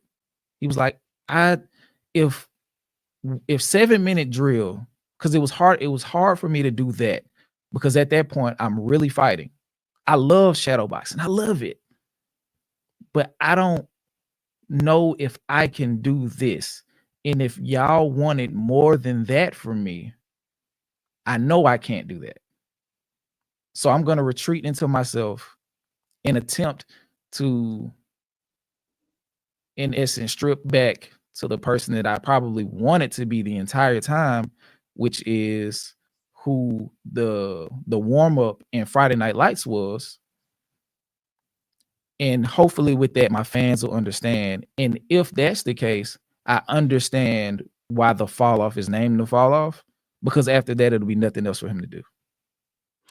Yes, but okay, but yes. First of all, I agree with everything that you said. I think the problem is Skip. The problem is Port Antonio, but I don't think that he can't overcome Port Antonio. But I think he has to overcome it. Mm-hmm. He has to be on. He needs to make Clouds make sense on his album. Okay. Like whether it's on the album or not, when we listen to it, it has to make us go, oh, okay, I see. You know what I mean? Because right now it's like, yes, a return of sorts, but also what's it about? What you want? What you've been doing? Didn't tell us anything. So, which is really, let me just say this now. I'm siding with you a little bit. Let me just say, J. Cole, I'm so sorry.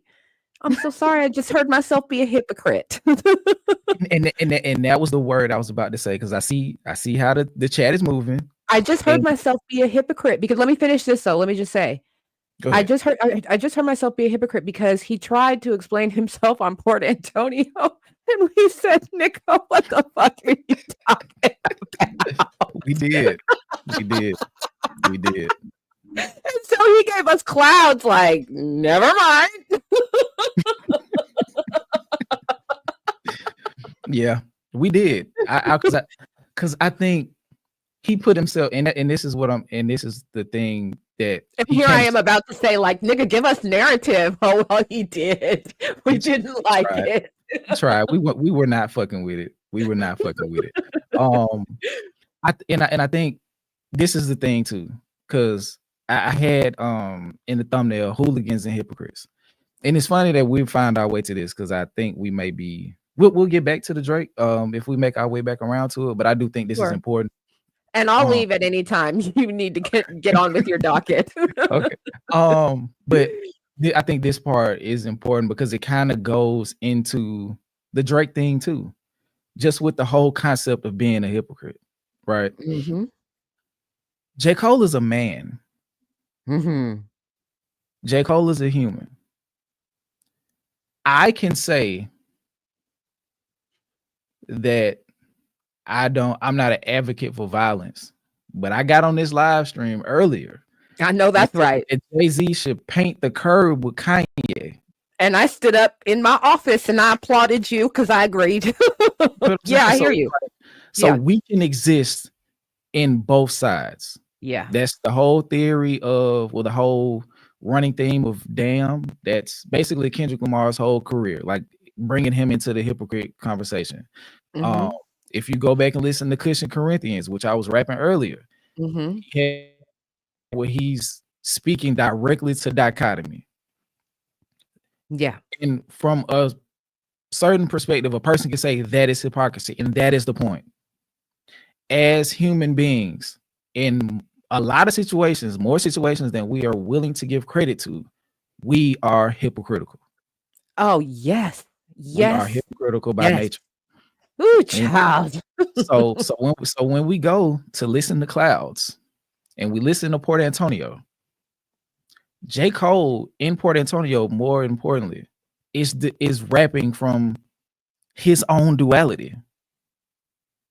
Mm-hmm. I can want, speaking to my better nature, for Drake to see the good in him and use that to get back to making the music that made Drake who he was, but I can also be a man who is driven by pride and ego, even though I don't want to be, to lead me to still hate on them niggas. Like, I don't see how people. You're so good, y'all. He's so good. You're so right, and you broke that down. So because here's what I'm realizing as I'm listening to you, and I'm starting to shake my head, is because you're literally evolving my thought process on the entire situation as we are talking about it. And this is coming to me too. So I'm because that's what I'm saying. I just I think we just have to look at them. We have to rehumanize these individuals. I think when we attach ourselves to them, and this goes for any celebrity, we get to a point where we dehumanize them to a point where they are merely infallible. Not only infallible, but just instruments of our entertainment. Absolutely. I mean, I agree with you, and I don't feel like I have dehumanized him. This is one of the reasons why I don't talk about like gossip on my channel, is because I think that is significantly dehumanized. I actually think we try to we might try to overhumanize these people like it's not that deep. It simply is that somebody fucked up, or it simply is that that's how he felt at the time, or it simply is that we didn't get it because maybe we came in with a bias that we weren't even aware of when we listened to it. And clearly that maybe we did. But this is very important because the same applies to Kendrick, and this goes back to the lawsuit. And I deal with this on my channel as well. People say, because it's easy to say Kendrick is prophetic. And we got to be careful about how far we push calling something that, or calling somebody that. He is not special. He might be special to us, but he's actually just a regular, degular person. He fucks up.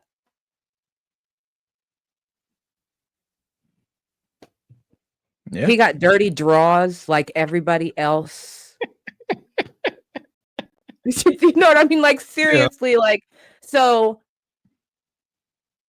is he, you know, do we all believe and see that he's working very hard on himself to be as evolved and to be the best version of himself that he can be? Yeah, for sure. And you would hope that everybody is doing that.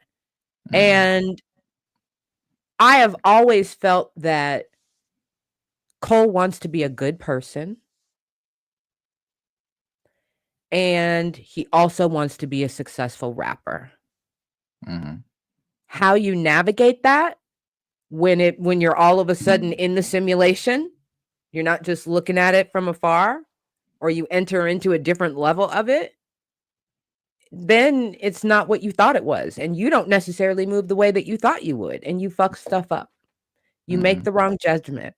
And I would hope that actually not just what had happened, but Port Antonio in particular, like you say, I hope it was liberating for him. I hope the reaction to that made him go, you know what? Fuck trying to appease this, do that, explain this in a way that these people get it. I'm gonna do me. Like, bring that.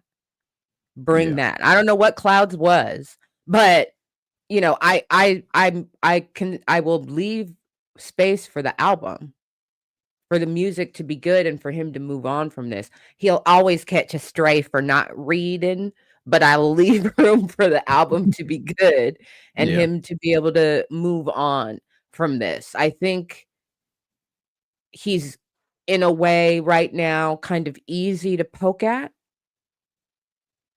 And he did that to himself too. But I do think I do think that he is not malicious and should be afforded grace in all things, as we would hope people would afford us grace, who are looking at us from afar and don't have a fucking idea who we are, what we're going through, what it is we're trying to accomplish in our lives. Because the last live we did, I kind of said it on the live before we ended it. I was not in a good headspace before we hit record. I was actually in a terrible headspace actually. Um, but I think DJ hadn't came. I think he had to go back and do something. I prayed and I tried to realign myself, and I think I did a pretty good job. But throughout the live stream, especially towards the end when Curtis King came in, I felt this weight. And you feel like you're fighting against the current sometimes when you're creating content, because you feel like you have people that come to you as a form of escape. So you want to give them something engaging, thought-provoking, and entertaining to escape within. So you feel compelled to give the best version of you, or the piece of you that you can give. You try to give the best version of that, sometimes at your own detriment. So when I I was look, literally just talking about this with my Discord last night, so I feel you 1000%. so when you go through that, and I think, I I think just creating content has gotten me to a point of where I can kind of understand where they come from, because I have takes sometimes that I'm thinking about, and I already know. I'm like, yeah, the people that watch me are not gonna agree with this, because they came here and they found a community here based on certain core principles, or just um certain things that were understood. Like, we're not Kendrick biased, but we're hip hop focused, and Kendrick tends to lean more on the side of a lot of things that we look to as hip hop centric. You feel what I'm saying? So let's say, like, this conversation that we're having right now, I saw somebody disappointed with me in the comments. And if I get so caught up in what they are going to say, or trying to avoid things that they could possibly say by staying in the middle, I will get to a point where I no longer recognize myself, all for the entertainment and engagement of these individuals. And I feel like that's what J. Cole, I think that's where J. Cole has been the last calendar year. So so to your point, I hope that he does say fuck it. And I hope that the fall off, even as a result of what happened, can possibly be one of the best pieces of art that he's put out. Because like you said, like, I want people to understand that, yeah, J. Cole could have went out like a bitch. Yes, that is possible. J. Cole could be prideful. J. Cole could also have seller's remorse. Like, all of these things can be happening while he can very well want and possibly wish that none of that ever happened, while even also on a third level wishing that he was mature enough to handle it better the first time. So we can give them grace from the human aspect and still hold them accountable. It's not one or the other. And I think in the I think DJ Head said it, we're now in the era of super fandom. And I think it's getting very binary. It's like, you either like Drake or you don't. Or if you like Kendrick, you can't like Drake, vice versa. If you like J. Cole, you kind of got to accept the fact that he's better than both of them, and throw the other two to the dirt. So I have people that, during a live stream or in the comment section later or in my email will be like, I can't believe that you said Drake might have a chance with this lawsuit. Like, what does the matter with you? I thought that you understood this, that, and the other. And it's like, biscuit head, you don't like facts? I don't care if you agree with me or disagree with me. That is not going to be the determination about what I say. And that is because I come to this from a different background where that is law. It doesn't matter if people like what you said. It doesn't matter if they agree with what you said. You have to say the thing in the room in front of all the people who are listening to you. That's your job. So I do not care what people child on the internet say to me about a video about a celebrity, with the shit that's going on that I'm dealing with in the real world. Like, means nothing to me. And it's a teaching too. It's a like, actually, it's okay. You can disagree with me because that's not a power. That's what I think people need to understand. You disagreeing with me is not a power. I don't need anybody to agree with me for me to be right about anything. The only thing that the only time I ever need agreement is if we need consensus on next steps that we're both impacted by and that we both have control over.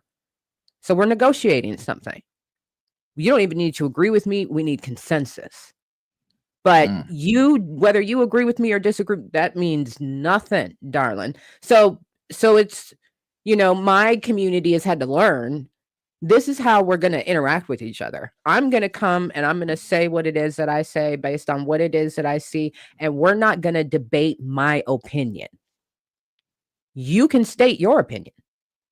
That's great. I'll listen. We can talk about it, but I'm not going to debate my opinion, especially if I just read a data set on the channel. Like if I just read a data set, I'm definitely not going to have a debate with you about what it was that I said about the data set. I understand that is entertainment, that gets people going, that it's like, ooh, they're debating back and forth about da, da, da, da, da. But we have debate too, in a way. He said, but don't you think, but what about da, da, da, da, da? And it just comes in an organic way. I'm not looking like for like, what does he say that I can disagree with? And, da, da, da, so that we're in this constantly adversarial thing where people think power is being wielded, but it's really not. It's really just performative. You can just, this is my thing. This is how I see the data set. This is your thing. This is how you see the data set. Okay, that's it. High five. We're done. It can be the same. It can be different. It can be from different angles, and that's perfectly fine. That's maturity. That's nuanced discussion that is required to run the country, understand how government works, figure out how to protect yourself from what's happening right now. Like nuance matters, not performative, tit for tat, back and forth kind of thing. And also saying, you know what, I'm going to change my mind with you because you just elevated my thinking about something. In saying like, let's again visit J. Cole. Yeah. I literally in the moment was like, I'm having a light bulb expansion moment of the next time I think about this, I'm not going to think about it the way I thought about it before this conversation. This is now going to be a component of how I think about this going forward. So I think just trying to be in that energy and make space for other people to be in that energy and model it for people to see that it can happen, that you don't have to put groups together and have some fool on there crashing out saying crazy things to get reactions out of people. You can have elevated, funny, nuanced conversation and keep it pushing from there. But yes, I do hear you. There are times where I'm like, you know what?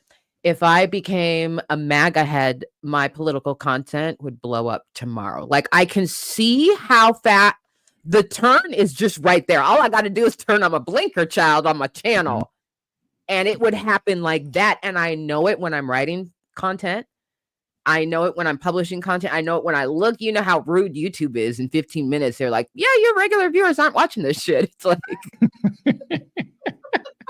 That shit is so depressing, man. 32% less than usual. Okay.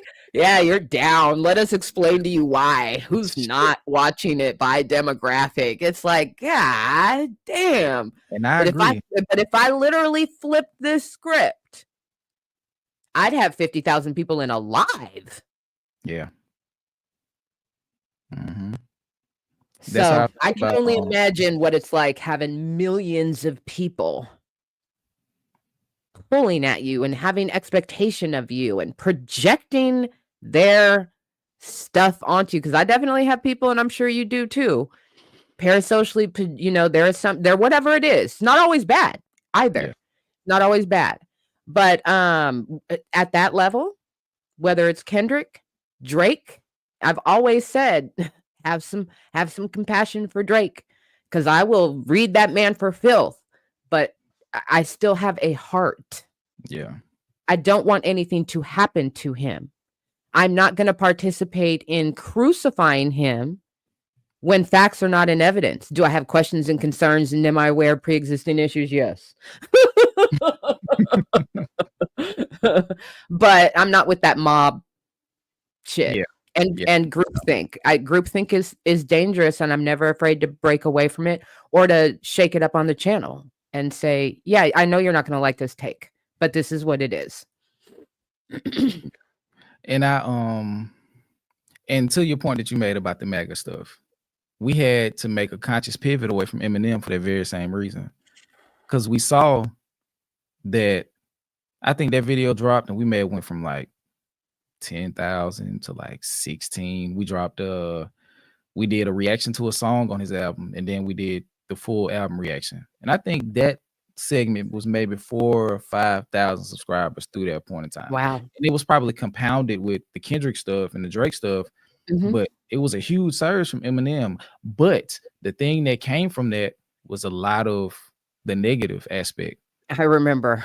They wanted us to be the vehicle for how they felt, and that would ultimately have co-opted the channel, but it would have made us extremely more visible. By now, it's how many albums does he have? Let's say 10.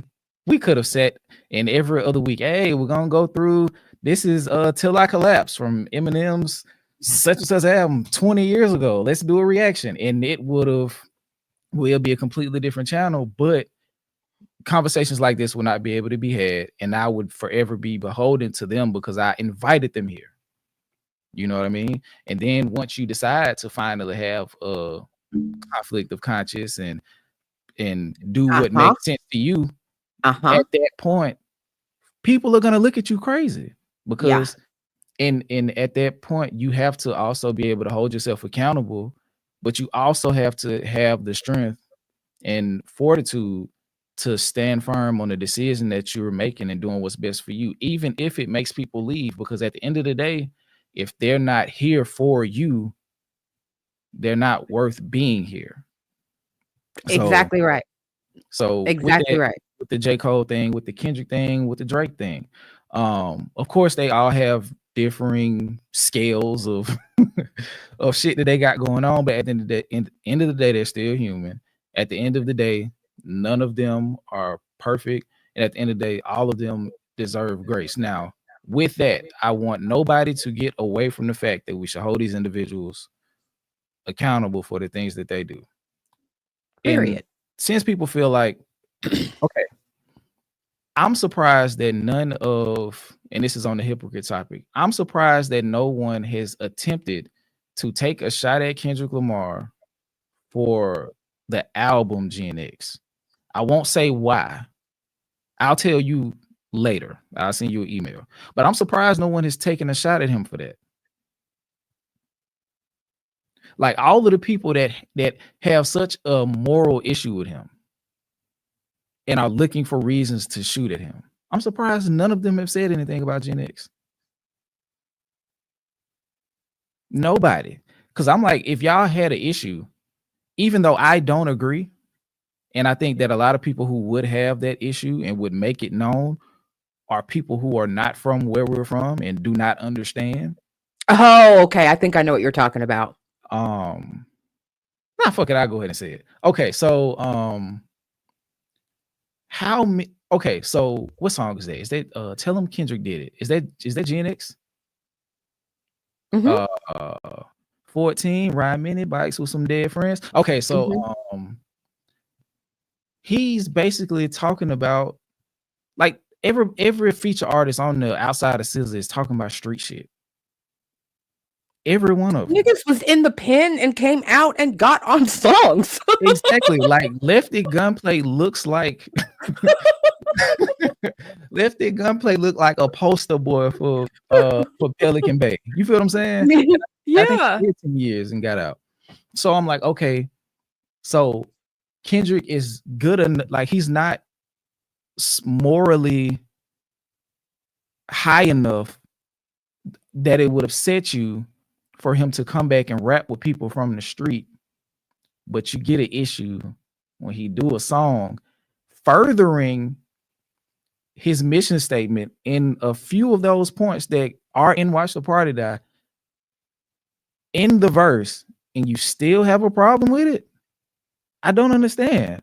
Like he's rapping with J Rock. Like he came up with gang niggas.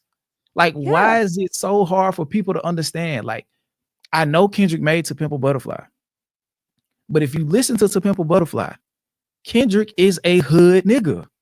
See, this is what I've been saying the whole time is for anybody who was surprised by the diss tracks or GNX, I don't know who they were listening to this whole time. For me, it was like, makes sense, makes sense, makes sense, makes perfect. This is the exact same person I've heard the whole time. Yeah.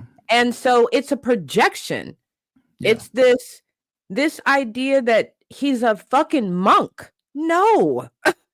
No. This man is fighting every single day to not mollywop motherfuckers. Yeah. But his heart, you know, bury it in Compton. That's my black version of bury my heart at Wounded Knee. Bury his heart in Compton. Like, he is a hood nigga. He also understands, and this was the video that I made around the Super Bowl. And people talked about this a little bit and then they walked away from it. It was like, there's a lot of non-black people rapping on this here album. Nobody wanted to say anything because they didn't want to get stabbed in the neck.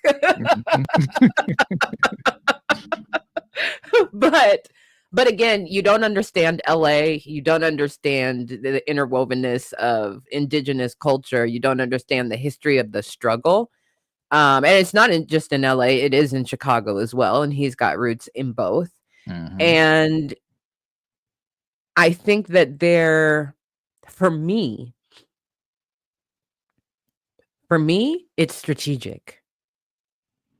That is it is strategic alliance building. And it didn't start there. It started at the pop out. The first thing you do before you approach other people in solidarity against a force working against both of you is get your house in order. And he demonstrated on a public platform to everybody else in LA, our house is in order. Black gangs, we're in order. I'm going to be coming and talking to you shortly. GNX. That is now a connection and a relationship that is going to benefit the health and well-being. Hopefully, that's his hope. The health and well-being of the streets of LA and California going forward. Mm-hmm. That's what I see when I look at it. It's bold. It's bold. Yeah. And I think this too, and oh man, but to do that, you have to go to the killers. Yeah, you have to fellowship. You gotta, because how else, if not by fellowship, it has to be by force. It's no other way. So if Kendrick looking at it from the perspective, okay, I went to Africa and they over there got shit going on. So I'm coming back home and I'm acknowledging the fact that around the world, people that look like me are dealing with issues that have us warring with each other. Yep, everywhere. Right? So my influence, which goes back to, I remember you was conflicted, misusing your influence. Now he wants to use the influence that he's gained in tandem with the experience that he has to connect with the people that are from where he's from, to say, hey man, check this out. We can be better than this. And who better to tell you than somebody who's from where you're from and did some of the shit that y'all did and went out, and I can come back and tell y'all that it's more than this. And you can't love LA and think that, oh, we just have to stop what's happening to our melanated people. Mm-hmm. They're LA too. Yeah. Period. You can't love LA and say, oh, I'm just focused on this over here. You have to have arms wide enough, vision straight enough to not be afraid to look away and say, nah, man, because we tussle too. We tussle too, and they're dealing with the same shit we're dealing with. It has to be both, and it cannot be one or the other. And these are the two probably largest factions in LA. So if you get those in order, then anything else that's out there, it's easier to start to build that authentic bridge of a different way. And so when he says on whatever the little snippet is, when he's rapping on the car, I don't know what the title of that is. Whatever that is. Doesn't have one yet. Right. So, but when he's talking about, well, I'll just say this. I just feel like the duality is real. The two cars in the GNX drop video, that's very real. For me, it's I'm getting this car, the current album, to where it needs to be, which is getting me to get into the other car to take me to what's next. And that's what we're going to see. We're going to see what that vision is for him of what is next. He said he wants us to see him as that powerful executive. He wants us to see him wielding the control and power that he knows that he has in every way possible. I think the sound of his music might change in ways that we haven't heard before. And I think that as much as he has an eye for and a heart for and a willingness to invest in and defend the hood, he's going to kick in the corporate door and say, I belong here too. Yeah. And this is what I'm about to do. And I'm bringing my niggas with me. And I'm bringing my niggas with me. I'm rich. I think to further the point, why?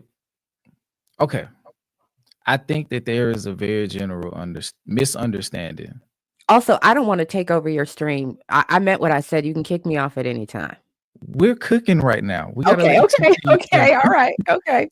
I think the stuff that I have left is all unfortunate outside of. Okay, because Playboi Carti went number 1, so shout out to him. Yeah, good for him. Anthony Fantano, I'll probably discuss that at a later time. He'll always be there to discuss. Because I think people were mistaken in the subject line of the video that I was going to crash out on Anthony Fantano. Right. No, right. I was going to comment on his Kendrick is Not Your Savior video with basically, hello, nigga, duh. Like, what the fuck? Like, y'all. Okay. I'll go to say it. There are some really good non-melanated people in the hip-hop space as far as commentary. But I think the thing that stops, there's a huge speed bump in their analytic practice. And it's something that they can't synthesize, they can't aggregate, because they'll never have it, and it's nothing that they can get to get them the proper exposure and experience to properly be able to disseminate it. And it's just being in these environments. Like, I love Dissect. Like, the Dissect podcast is one of the reasons, well, 2 of the reasons. Pitchfork, Dissect, and Anthony Fantano and Sean C. Those are the 4, and Dead in Hip Hop. Those are the 5 people that are most pivotal in why I created everything. Dissect, Anthony Fantano, and Pitchfork, number 1, because I recognized what they were able to do from a journalistic standpoint. But I also, when reviewing their work, could see that no matter how fine-tooth the comb was that they used to go through the specific piece of art that they were reviewing, that nigga shit they couldn't translate it. No. I remember I was watching Dissect was breaking down one of Kendrick albums, maybe Good Kid, Mad City. And he misinterpreted some shit that was extremely simple to us, but it was a part of a huge part of the point he was making about the song. And I Mhm. think it was something as simple as slang. And I was Mhm. just like, damn, you got 96% of this song Mm. in this album for that matter. You broke it down to the smallest molecule, but this part right here is fucking up how you see the rest of the album because you don't understand it properly. So I was like, okay, I got an issue with that. Somebody should step in and offer a view. Right. And then Right. with Pitchfork, I used to read them all the time. Because I wanted to do this type of stuff, but I didn't know how, and I didn't really know that I wanted to do it like myself. I just liked it. Right. And then after a while, I was like, I don't think nobody black writing these articles at Pitchfork. Okay.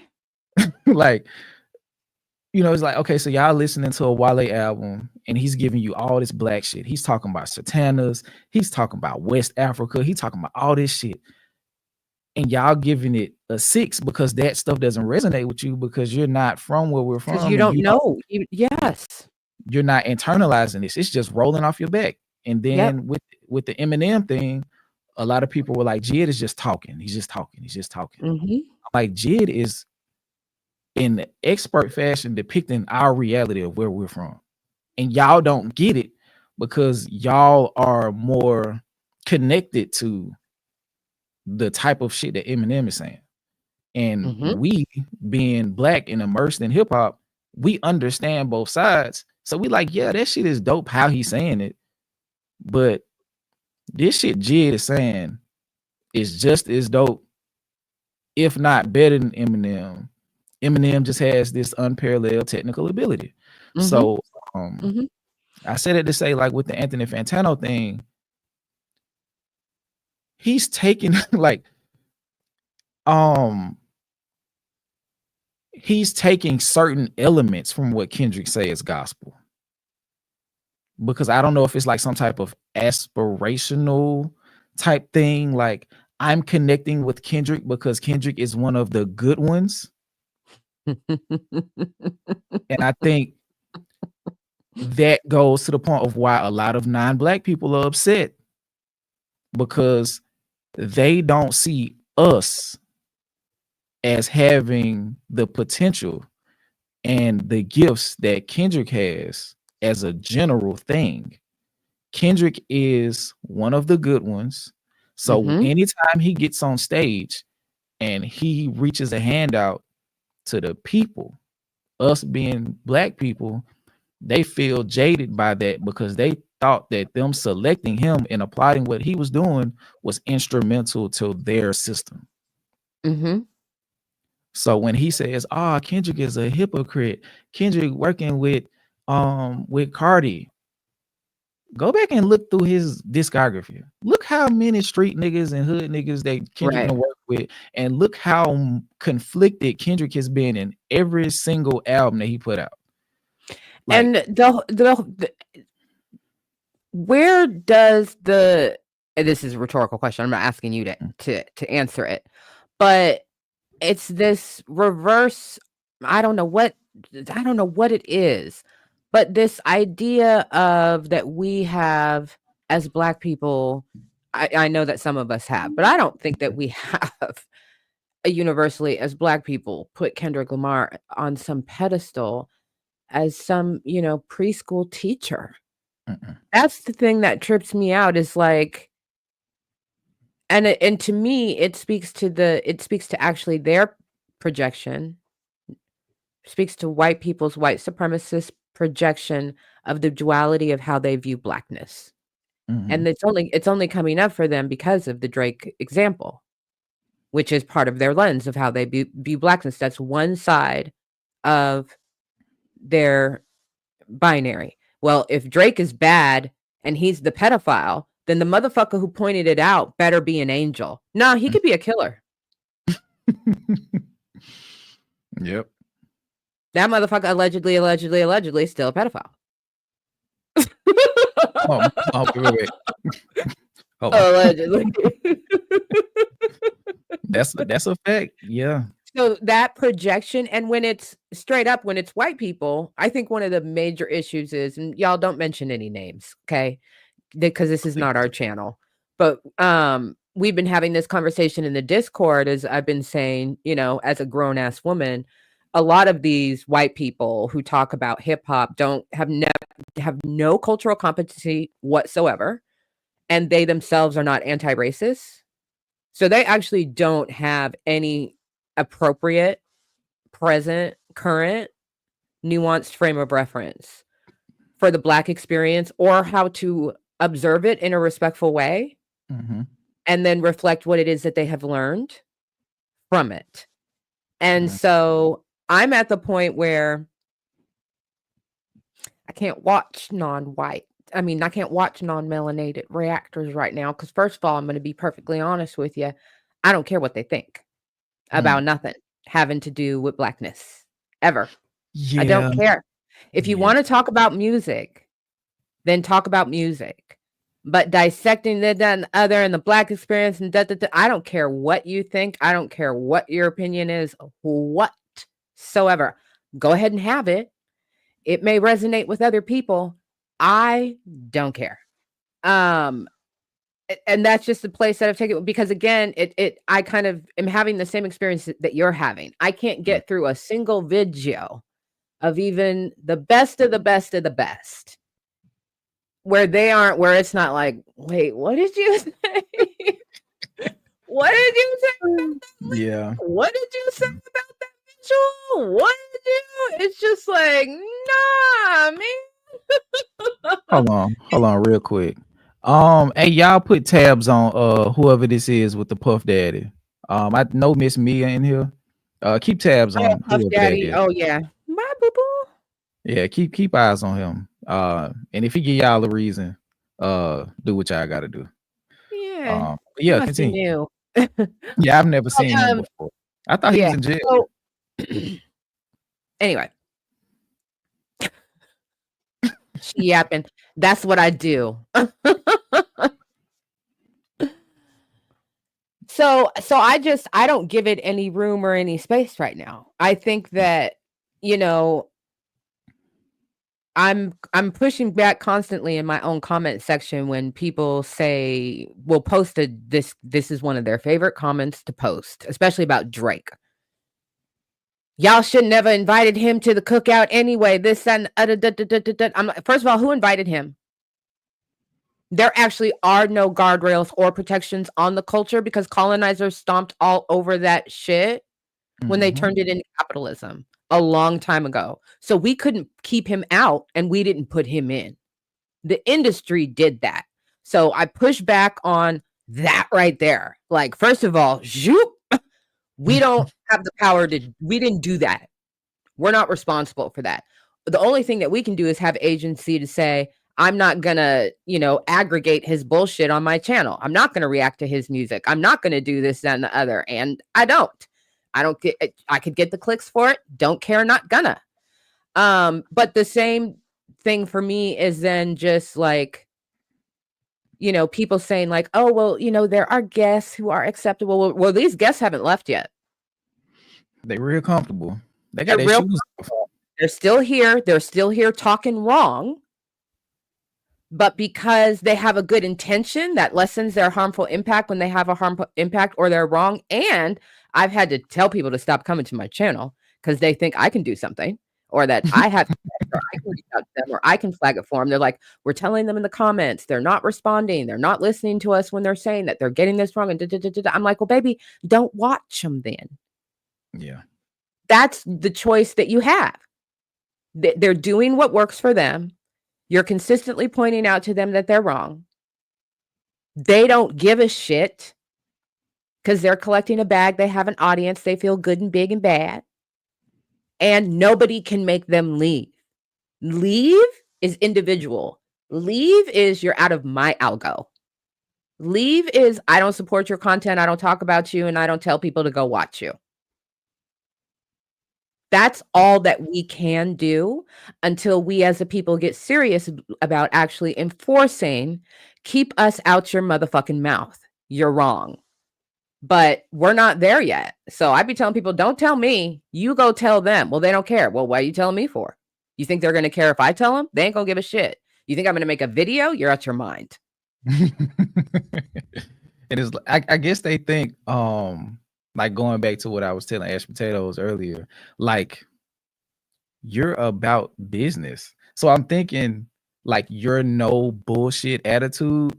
They think if they come to you like, mama, they being mean over there. And they think that you're gonna like come outside with a metaphorical switch and beat everybody ass on the block, but that's not your job.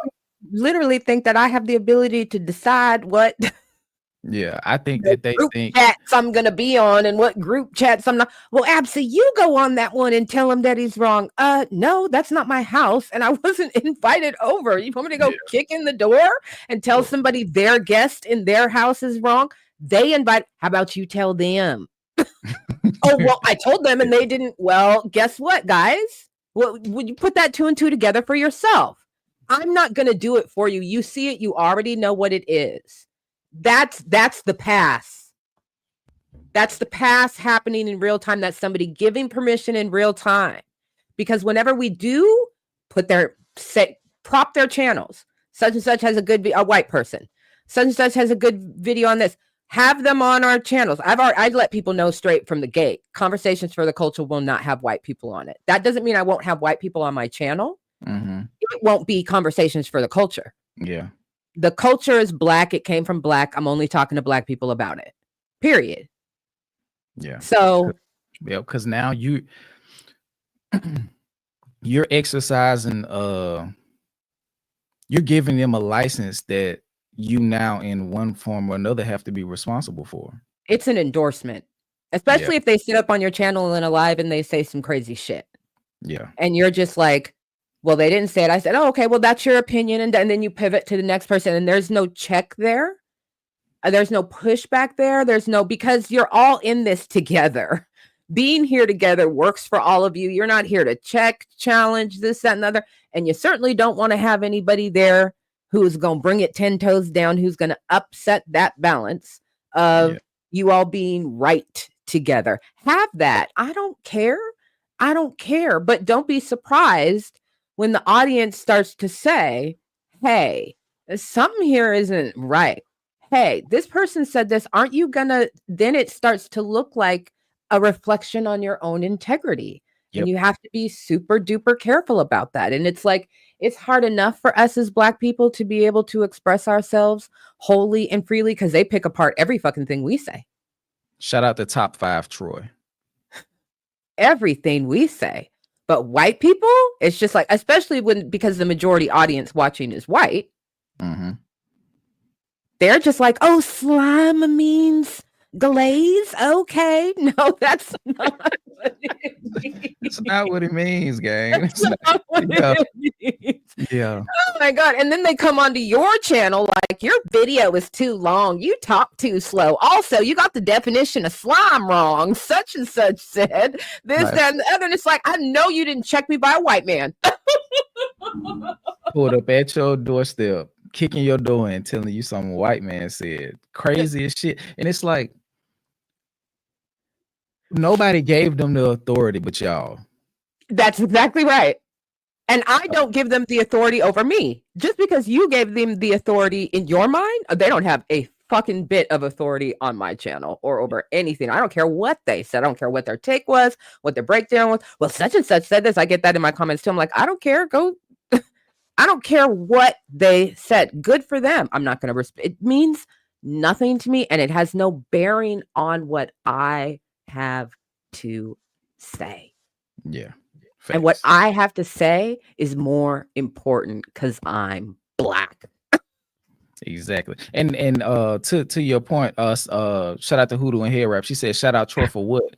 For being purchased. For being purchased. For being purchased. He let that man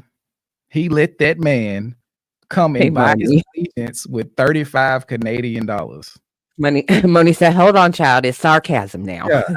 I'm not propping him up, man. And then if I am, it's to get my foot in proper position to boot his ass. Nah, bro. Like, I'm not shouting him out.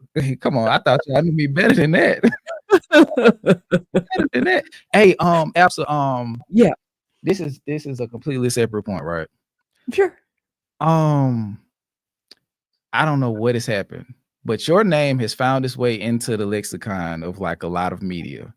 Like, have you considered like making that a drop? Like, it's not necessarily that they're referring to you, but now every time say absolutely. Yes. I almost made you a drop the other day. I was watching Joe, but I'm afraid of getting sued. That's the only reason I didn't make it.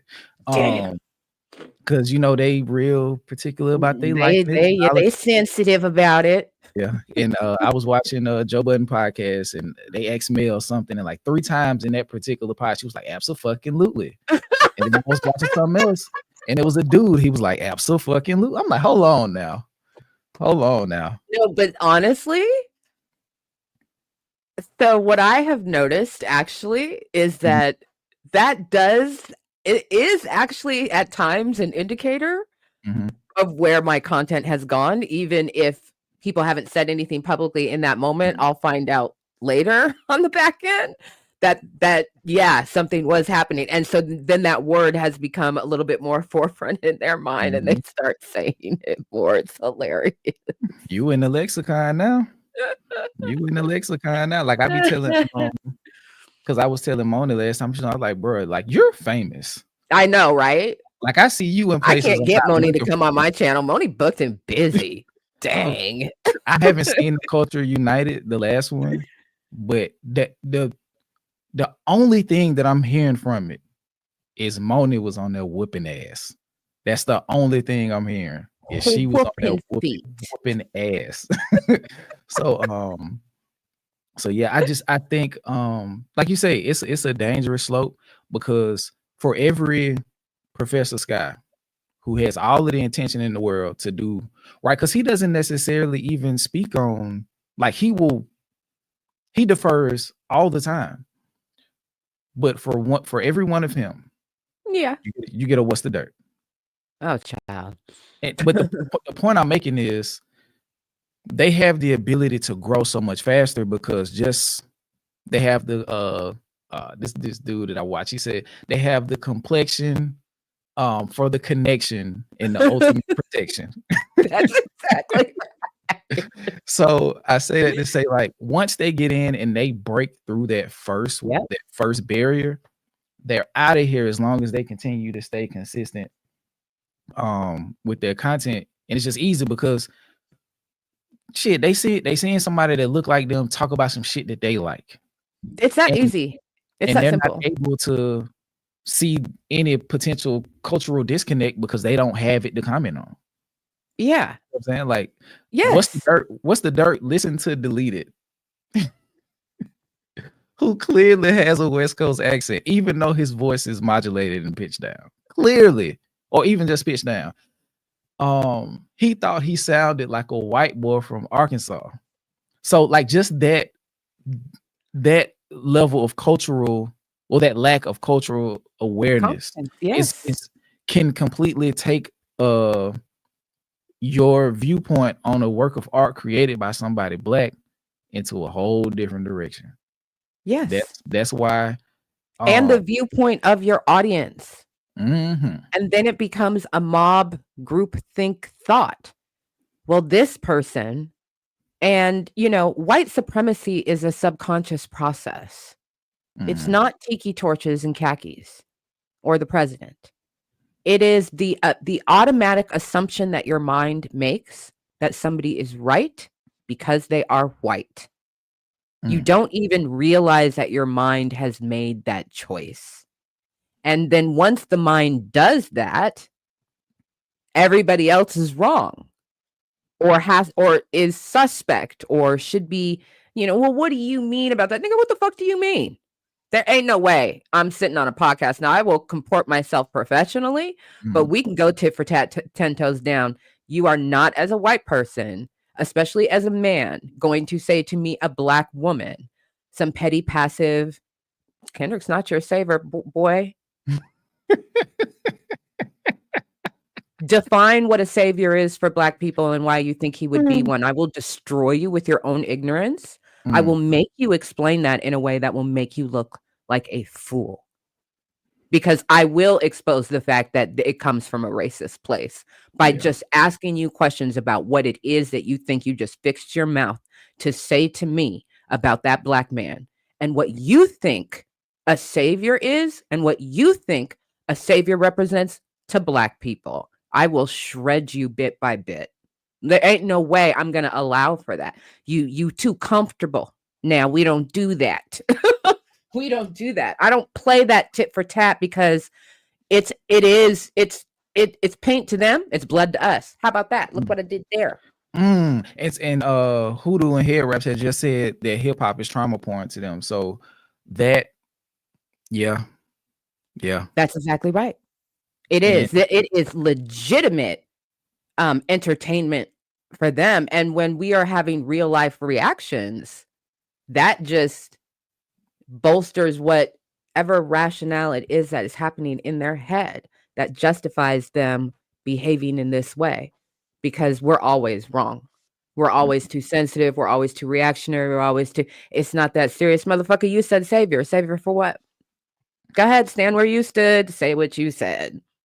Like we're not about to play. And that's when it crosses over into a different conversation. And that isn't the conversation that those people aren't willing to have. And when I say those people, I don't just mean white people.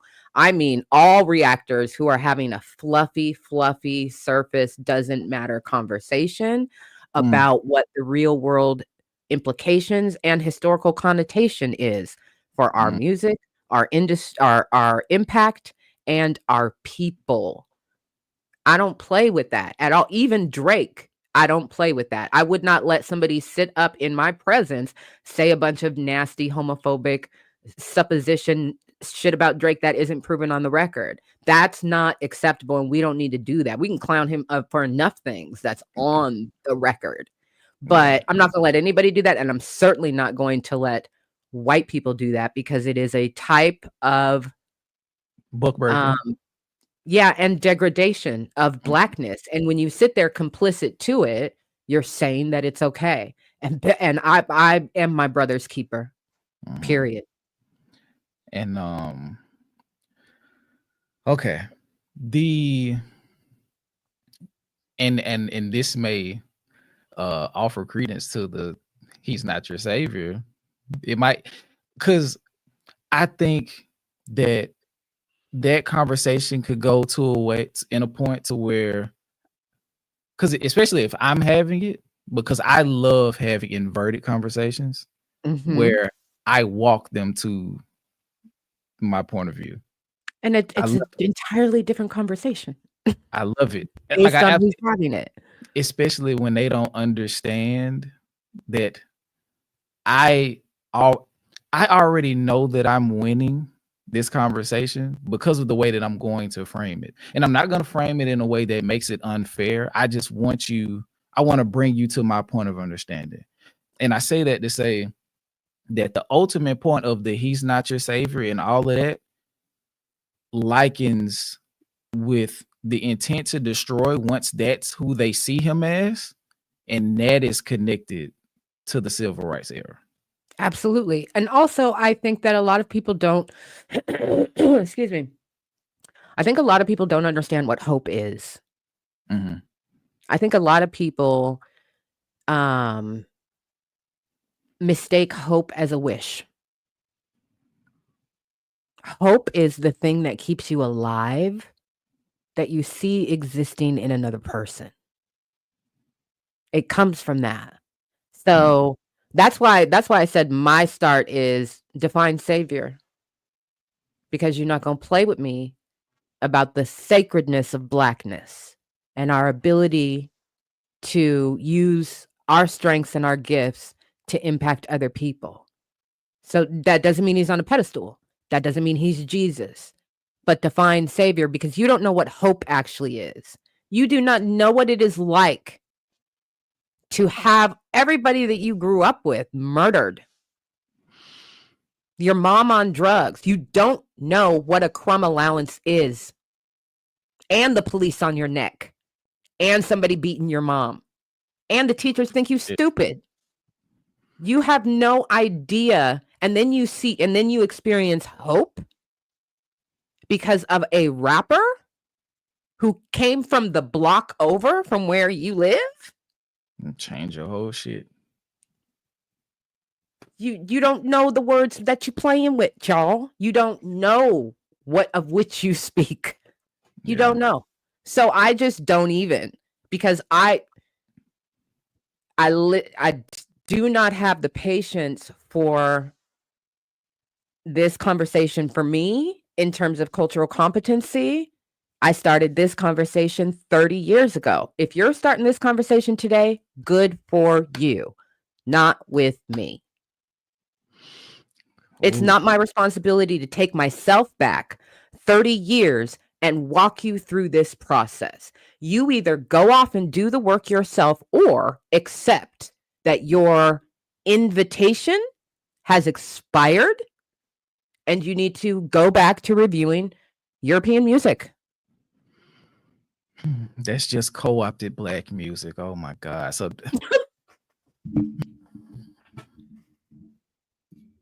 So this, I got an invite to the, I understand the ones who say, I understand that I'm here on invite status. Invites are temporary. Mm-hmm. And we're a polite people. And some of us are compromised. Yeah. Shout out the top 5, Troy.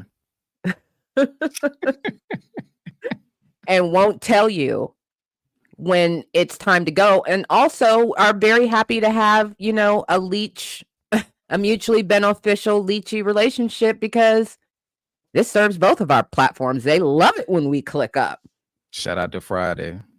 So if that's and people do what works for them at the end of the day. So when people show me what works for them, I accept it. I'm not going to try and change you. I'm not going to try and debate you. I just know that I don't fuck with you.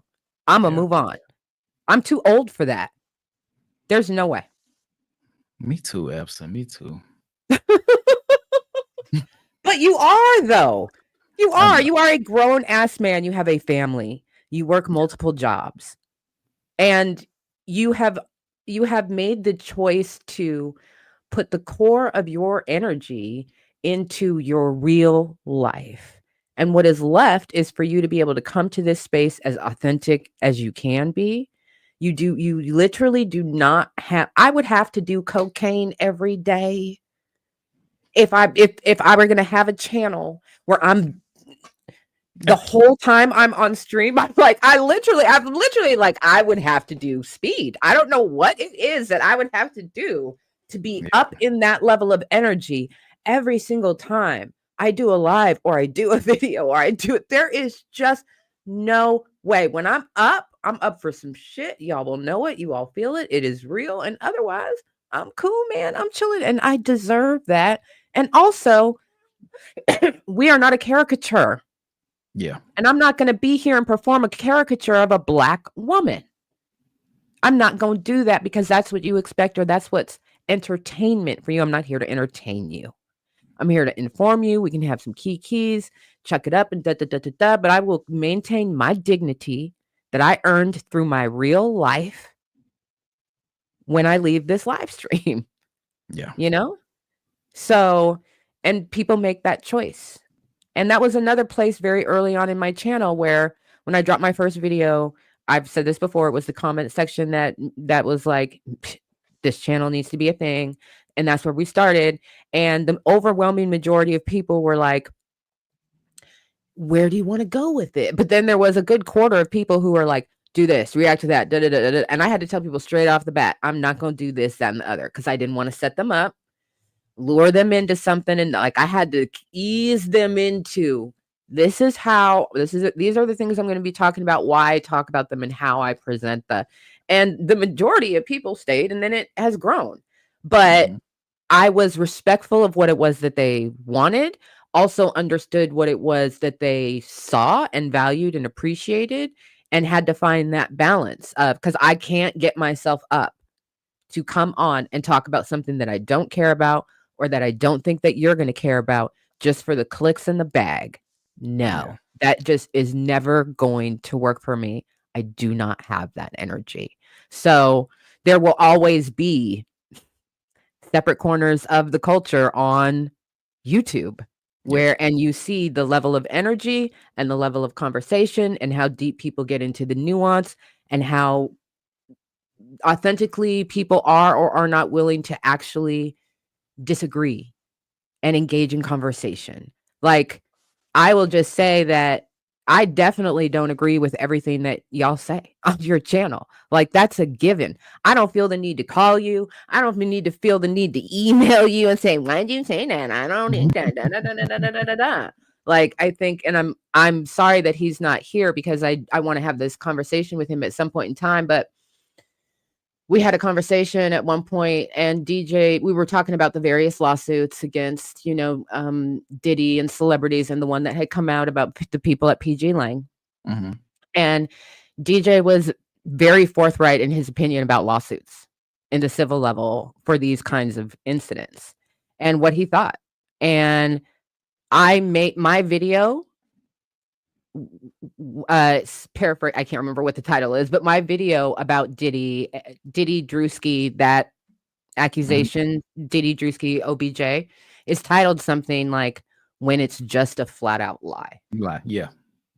I made that video not just because of what was happening with the case. I made that video because of the conversation with DJ, because I wanted to create a video for people who have the same concerns and opinions as DJ, but like DJ are also willing for a nuanced take on why is it the way it is?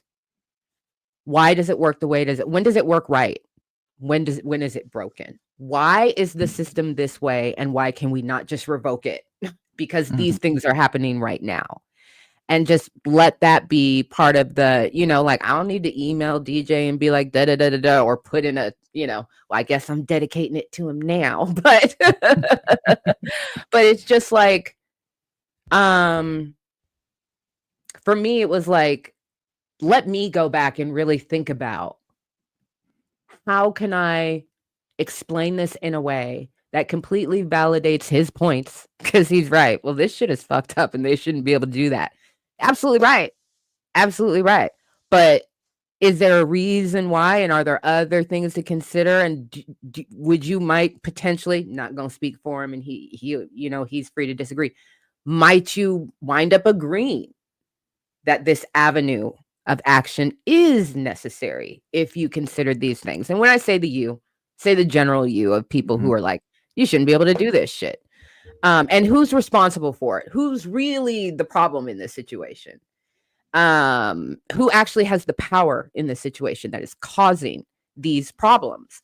Instead of just being like, well, I don't fuck with them anymore because I didn't agree with that, and I don't think he knows what he has. Like, nah, you've been way too human to me.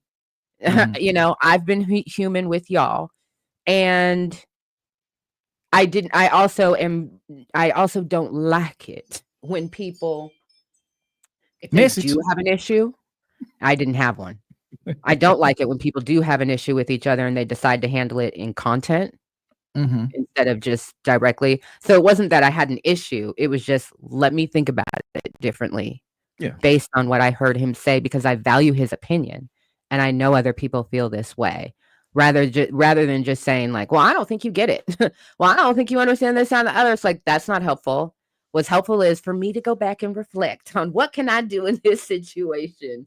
And is there any is there anything that I can do just in general, because I know this opinion exists in general, to help people think about it from a couple different facets?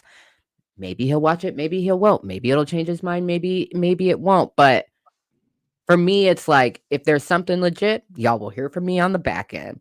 And until then, and I tell people in my channel, my comment section, where they're like, you know what they were talking about and We Are Deciphered. I'm like, child, I don't care. I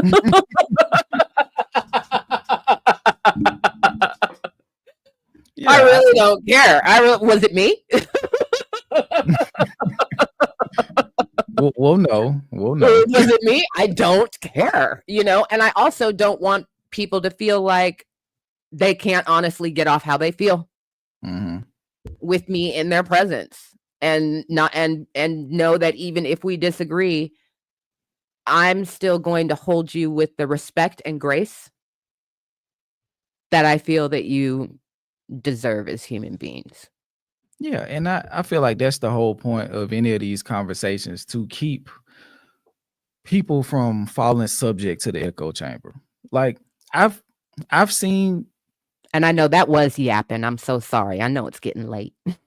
you got off and needed to get off, and we're approaching the 3:30 mark because that's kind of like our cutoff, like about 3:30. But that's why this is important. I do want to talk to Reed at some point this year, or probably before the summer. I feel like he'll have good. I just want to just talk to him about. Because like I don't think anybody that inspired me to do what I do, I agreed with them 100%. Yeah. Like Sean C is probably, he might be my favorite content creator. And it's not necessarily because he does everything right or whatever the case is. I just enjoy what he does. But I'll be watching his shit and be like, bro, you wrong. I don't agree with what you're saying. But there's enough around what I don't disagree with to keep me coming. And maybe what it does for me is disagreement is a portal to perspective, right? So if there's a situation to where we disagree, and me and DJ have disagreed on camera in front of people, sure. So that shouldn't be something to where it creates dissension or people stop dealing with each other or gets to the point where, okay, I don't like you anymore because I disagree with something you said. Like that is just the opportunity for a perspective to be shared. And maybe, hey, at the end of the day, you both may still not agree with each other, but the perspective is at least presented. So now you can move forward, and maybe in time, you guys start to move possibly to the center and see where both are coming from and see the good and bad in both of you guys' arguments. So, well, and I think it's as simple as we as a society are conditioned to prioritize external validation of other people. So agreement, people are conditioned to believe that agreement is really important. And so when there's not agreement, it's like, oh my God, they disagree. Oh my God, what does it mean? It's going to shake everything down to everything. It doesn't do anything whatsoever. That's why when people are like, you know what such and such said, I don't care. Is my first reaction. Does this impact my life in some way? Are they causing a harm in some way? No, but they said that push-ups was the greatest. I don't care what they said about that. Like, it's not a cachet for me. Agreement is not a cachet for me. So it's about like, you know, if somebody had hit me up and been like, Skip said Tory's been wrongfully convicted, I've been like, well, I'm gonna call him and I'm not gonna tell you what the conversation was, but thank you for letting me know. And then I'd email you like, boy, y'all right? Like, y'all right? y'all right? I'm gonna need to get to the bottom of that just so I can understand and then distance myself appropriately. I wouldn't say anything. I would just move the fuck on. Yep, I saw it. Nope, I don't talk to him. That would be it. It's not. I'm not gonna get up on a moral high horse.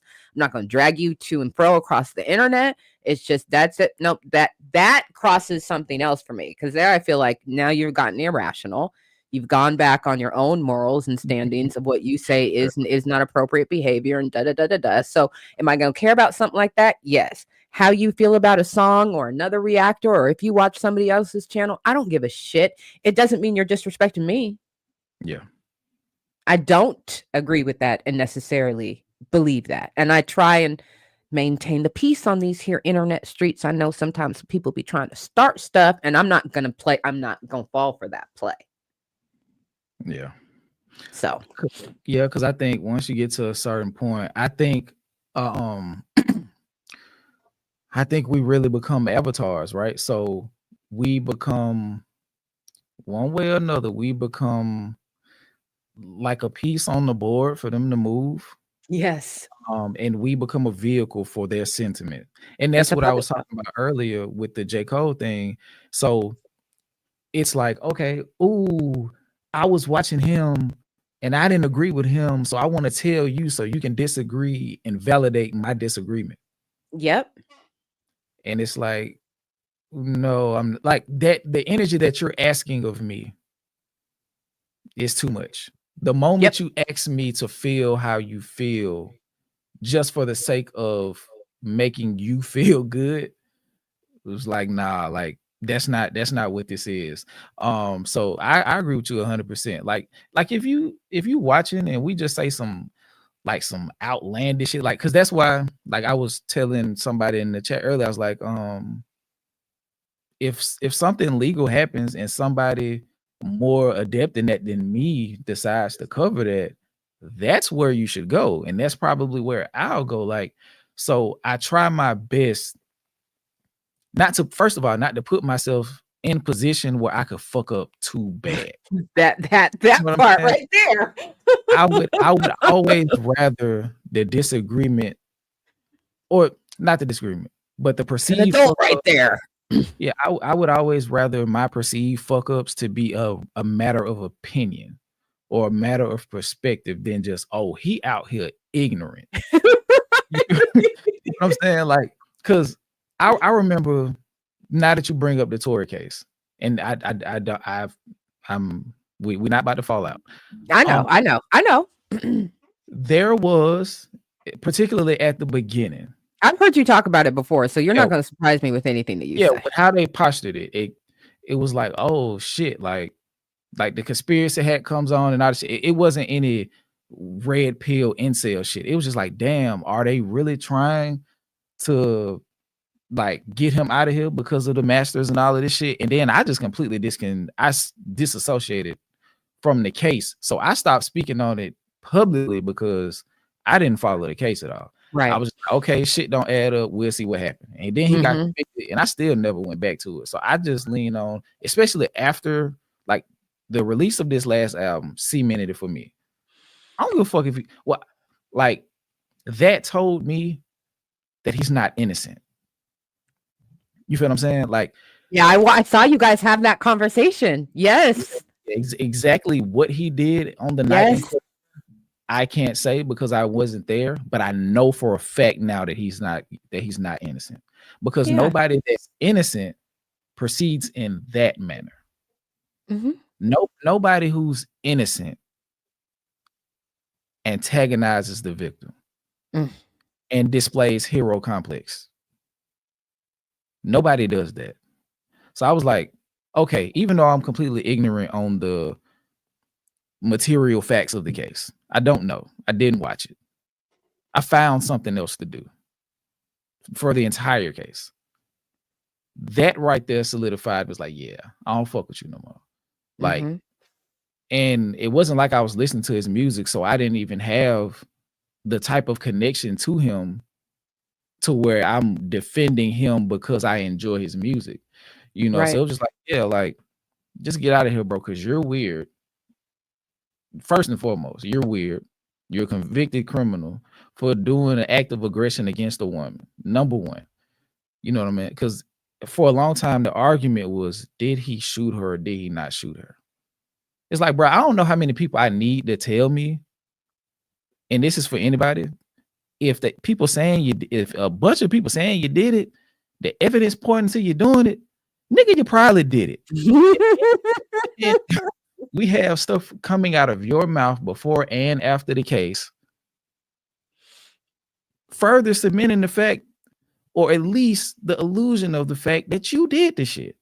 So yeah, it's just like, yeah, bro, I'm not gonna sit and argue facts that I don't have on hand with nobody. So if we say something where it's just like, hey, Skip, my nigga, you was talking about this shit and you just, it's not that you said something wrong, but you didn't know. So let me provide the facts, like, to where this could help improve your perspective. So next time you jump outside in the street, you're able to look both ways. I'm gonna be like, you know what? I can take that. Because my whole thing now is, I think y'all are doing just fine. Like I said, I tell people all the time, I am not the YouTube popo. You better stop telling people on me. And when I say I don't care, I genuinely don't care. It's not a Yeah. cachet. Agreement is not a cachet for me because I know it's dangerous. It's a trick bag. Mhm. And, I have to apply this shit to the real world. So it's like, you got to let people be who they are, think what they think, and find their way. And I watch you all find your way through a Mhm. conversation. And Mhm. when you say, like, we disagree. DJ. Did y'all Oh, win? Did y'all he win? he said, damn, he said he had 8 tackles and a forced fumble. DJ was going kind of crazy. Shout out to DJ. DJ was out there hitting shit. I told him he had to. When I saw his name on the back of the jersey, I was like, DJ, you got to go out there and lay some shit out. You just got to. You feel? Shout out to DJ. Throw some W's to DJ in the chat. Him getting out there and continuing that progression of his dream is dope, man. So Yes. definitely shout out to DJ. But That's wonderful. But yeah, I mean, but I see you guys disagree, and you're so polite about it too. One of you talks, and then the other one says, I disagree. And then the original person says, oh, you do? Tell me what you think. And it's like, look at those adults. Look at those adults having an adult conversation. And then you rap on each other's perspectives. So you didn't win, but you ain't gonna hold y'all.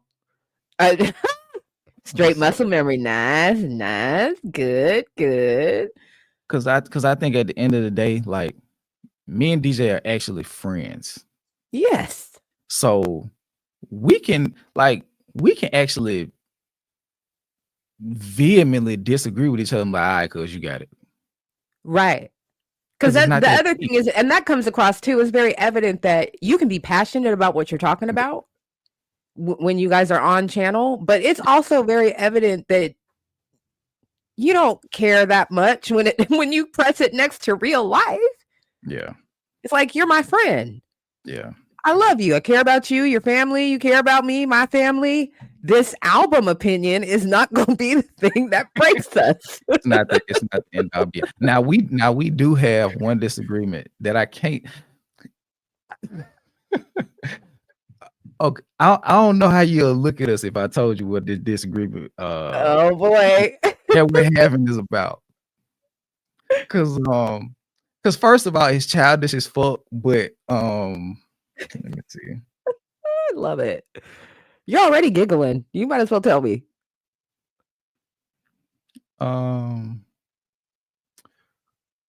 It's about women though, so that's why I don't know if I can say it. Yeah. Okay. Nah, so, I think you got the chat invested. Don't back. Nah. You follow it through now, nigga. Okay. I'm not gonna ask y'all for y'all opinion. Well, I'll preface this. I'll preface it with this. What DJ at? Is he in the tray? Said stop, Skip. DJ said stop. Everybody else is like, okay. I said without bringing the people into it. It's about the attractiveness of 2 particular Caucasian females. Okay. And for the sake of me and DJ's relationships, I'll leave it there. Cause I'll say this without saying the names of the people.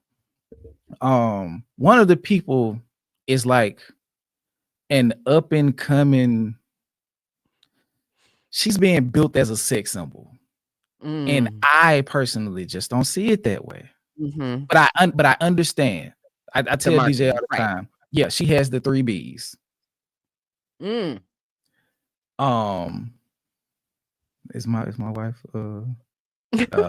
okay, because I'm not gonna say the name because I think when you do that, because it's not really okay. She got the 3 B's. She got boobs, she got blue eyes, and she got blonde hair, right? So she has the three things. So I understand the Eurocentric appreciation for that, but I'm just like, yeah, it's more to it than that. And I'm like, I just don't see the allure like that. And DJ was like, I disagree, Skip. And I'm like, bruh, what the fuck? And he just like, nah, I'm standing on that. And we really disagreeing about this shit. And I just like, you know what? You got it. And then like Oh, 5 minutes, that's so and then like sweet. 5 minutes later, I was like, and DJ said another thing. Eurocentric. Shut the fuck up. I know DJ's like, I can't even fight. I can't even swing back. I'm in the live chat. But that's the thing. I see somebody in the chat throwing a name out. I'm not gonna confirm or deny the name, people. I've said enough. He's not gonna tell us, y'all. Don't try and pressure him. But the thing is, I'm not throwing DJ under the bus because it's not DJ alone that's having the thought. Right. It's more so okay, I'm finna get deep to get myself out of this hole. It's more so a grand metaphor for what trying to beauty. Yeah, it's a grand metaphor for the standards of beauty in the entertainment industry, and that's where it comes from.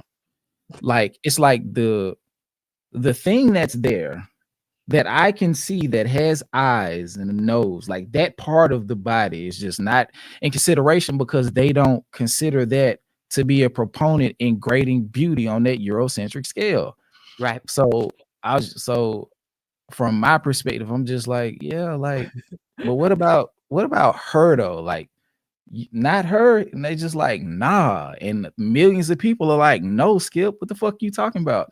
So I just think that was a conversation we had. It wasn't like womanizing in any it was just a disagreement about attractiveness. But I think if What's the Dirt was here, he'd be like, see, y'all milkmen too, just like y'all saved you.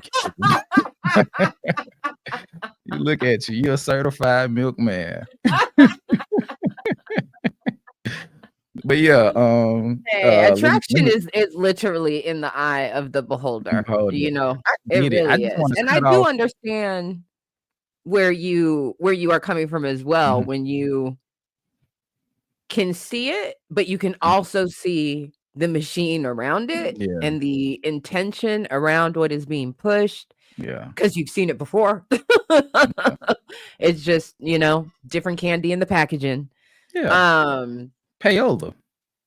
But yeah, that being the eye of the beholder, ain't nobody gonna hold it against you, darling. We love you. Yeah, because it's not like we're fonding for the affection of these women. It's just like, okay, so let me just, before we get out of here, let me just keep it. But I just don't think she that cute, bro. Like, I'm trying to say this shit as many ways as I can, bro. Like, I just don't think she that cute, bro. Like, I just don't. Like, I just don't. It's so many more like people who could be I think in with that her position of being upheld, like, because you know who I'm talking about. I'm sure you do. Yes. And so I think it has a lot to do with when she came on Gentleman's radar in their life. I think that is a carryover. Okay. There are plenty of people. Now I'm sorry, but I'm gonna have to say it. Dre, shut up, bro. There are plenty of people who, well, since we've gone there, since you said that crass shit, I'm gonna say my crass shit. There are Dre Scott. There are plenty of people who had their first self-pleasure experience watching the Disney Channel. So it's carryover. Yeah, that's what I mean. Or Nickelodeon, depending on what generation you come from. They were home alone after school. Latchkey kid, parents weren't home. Wow. Okay. And whether they're doesn't matter if they're a girl or they're a boy. You're still fawning over the cutie who's on the TV. Yeah. So she has a lot of cachet that's coming from that. Now you can openly, she's a woman now. So now it's kind of like into the stratosphere. Yeah. And it will be for a little, it'll calm back down, you know, also depending on how she moves and expresses herself Mhm. when she feels like, okay, my foot is really, my body's in the door, not just foot in the door. I'm in this room. Now I can shave my head and pierce my, whatever the hell it is that she decides she's good. Yeah. Yeah, now I can miley it out and go do some rock music or whatever. I don't know. Yeah. But I yeah, think that's where it comes from, I think, for a lot of people. because I think the chopping block,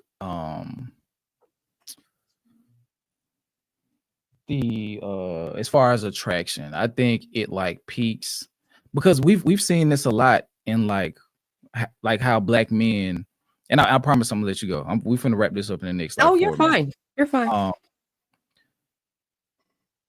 From pause if need be. I know how y'all get in the chat. From Idris to Michael B. Jordan to the new guy, Aaron Pierre. Before that, Jonathan Majors had a moment. Strangely enough, after the battle, Kendrick is starting to have a moment. So I think it's like it happens, it's seasonal, like you're saying, and then it passes. You feel what I'm saying? So I do agree with the fact that it's cyclical. I do now with their particular situation, with the money and stuff that goes into it. I think with our stuff, it's like when with the men, and I think why they phase in and out like that is because the machine is not into pushing them, because you can't push men as far as you can push women in that space. You damn right about that. And Very, also, yes, correct. Yeah. And also in the absence of talent, they're still DEI hires. So they get preferential treatment. So Yes. like, she can lean on that for the Yes. rest of her life. As long as she stays moderately attractive. Yeah. She'll be fine for the rest of her life. Look at Kim Kardashian.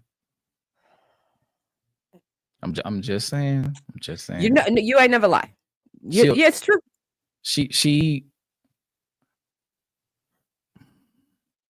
Her physical makeup has made her $1 billion. Oh, Easy. yes. So it's impossible to correlate like the male attraction through the female gaze and the female attractiveness through the male gaze, because it's much more marketable and it's much more that you can attach to it. So Kim Kardashian's entire career started because of the size of her ass. Yeah. That is literally why she became famous. Yeah. She literally became famous dressing celebrities, paparazzi catching her on camera, and the size of her ass. That was it. It was years of Kim was in the background as the celebrity is running into the thing, because she's staff. She's in the background banging, body, very attractive. And so they figured out who she was. And then they started asking her, turn around, turn around. And so there's a bunch of archival footage of years of Kim Kardashian behind some celebrity, either running into or running out of a building, getting stopped by the paparazzi, and then doing this. She used to do this move where she would accentuate the feature that they were requesting, and then she was off again and she was gone. But that was what she was famous for years, was her butt and nothing else, purely nothing else. So to see what she's been able to do with that, based on the male gaze and their desire for that, it's a revelation more than anything. It's pretty spectacular. And then gaslighting other women and thinking it's possible if you buy a piece of spandex. And a contour stick and a lipstick. You ain't gonna get them lips unless you go to the doctor. Yeah, and then after all of that, right? After creating the wave of all of that, she goes back to the doctor and starts to minimize. She helped dawn the new era of plastic surgery and make it accessible to even people who teach at elementary school. Just to go back and subvert like that shit is literally insane. But Shirley Johnson, she said Kendrick had a song about a white woman. Why is this the topic, Skip? I don't know. I just felt like talking about it. Yeah, there we It just go. happened. This is just where the conversation went. Please do not come.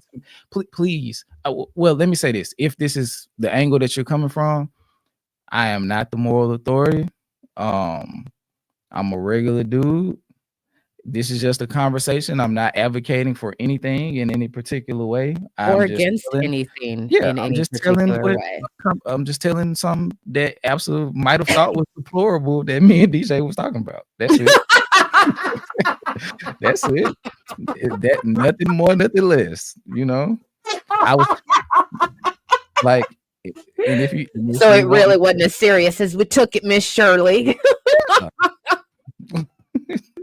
That's hilarious. That's all.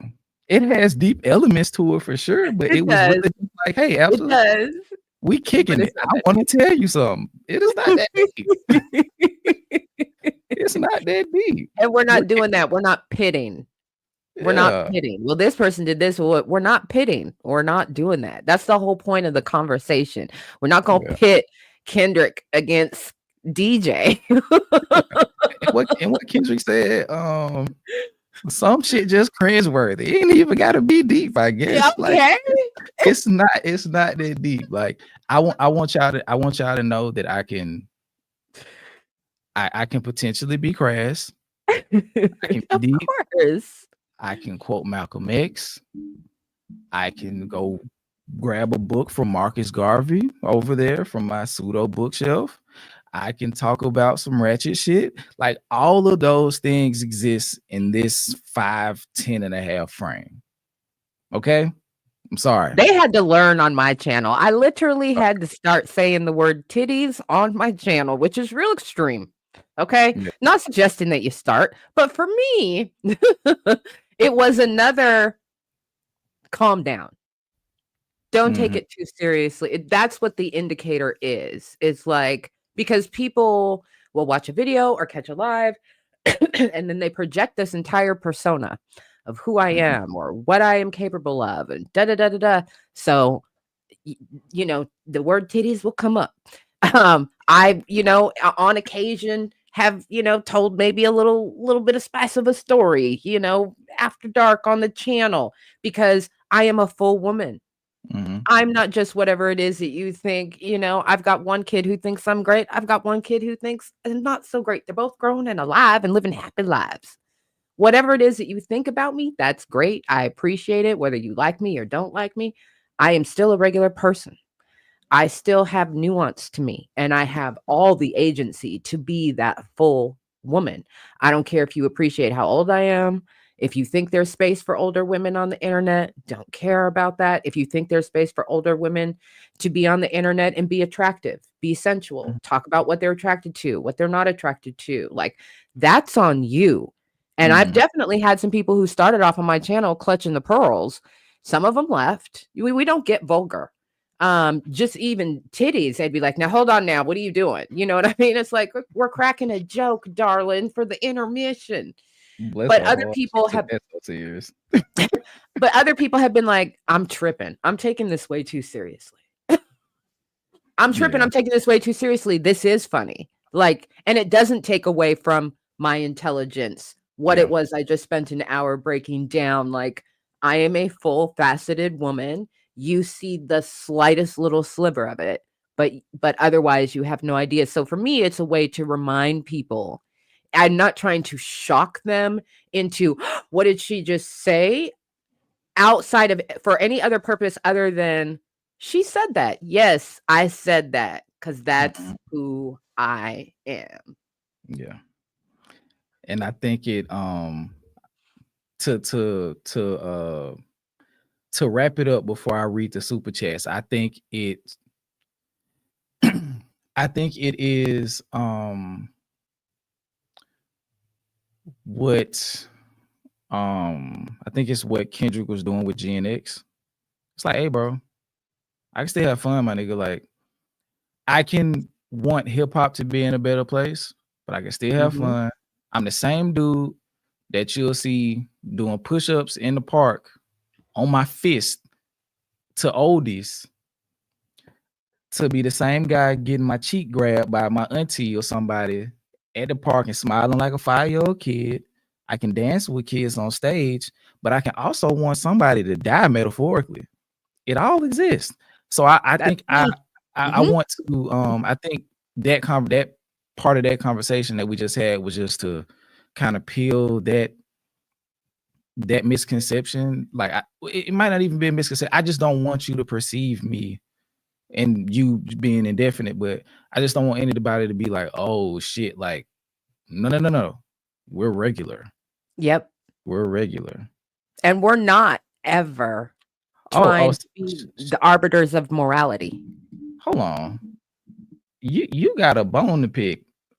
She's been having bones to pick in the chat for a while. We've been gracious and trying to chill her out, but she's been having a bone to pick. She's on her own thing, and she's got her own narrative for what's happening in this live. Yeah, she got it. Just have that. Do your thing, Shay. Because what I have noticed is, they do that when they don't want to pay a super chat. If you wanted me to say your name, all you had to do was pay $1.99. I remember I fined somebody once during a live for something they said to me in the chat, and they immediately paid it, and it popped up. I said it as a joke. I was like, I fine you. I like, because James Brown used to fine his band members during live shows. So I was like, I James Brown $5 fine you, and that $5 popped up in the chat. I said, well, look at that. Put some respect on it.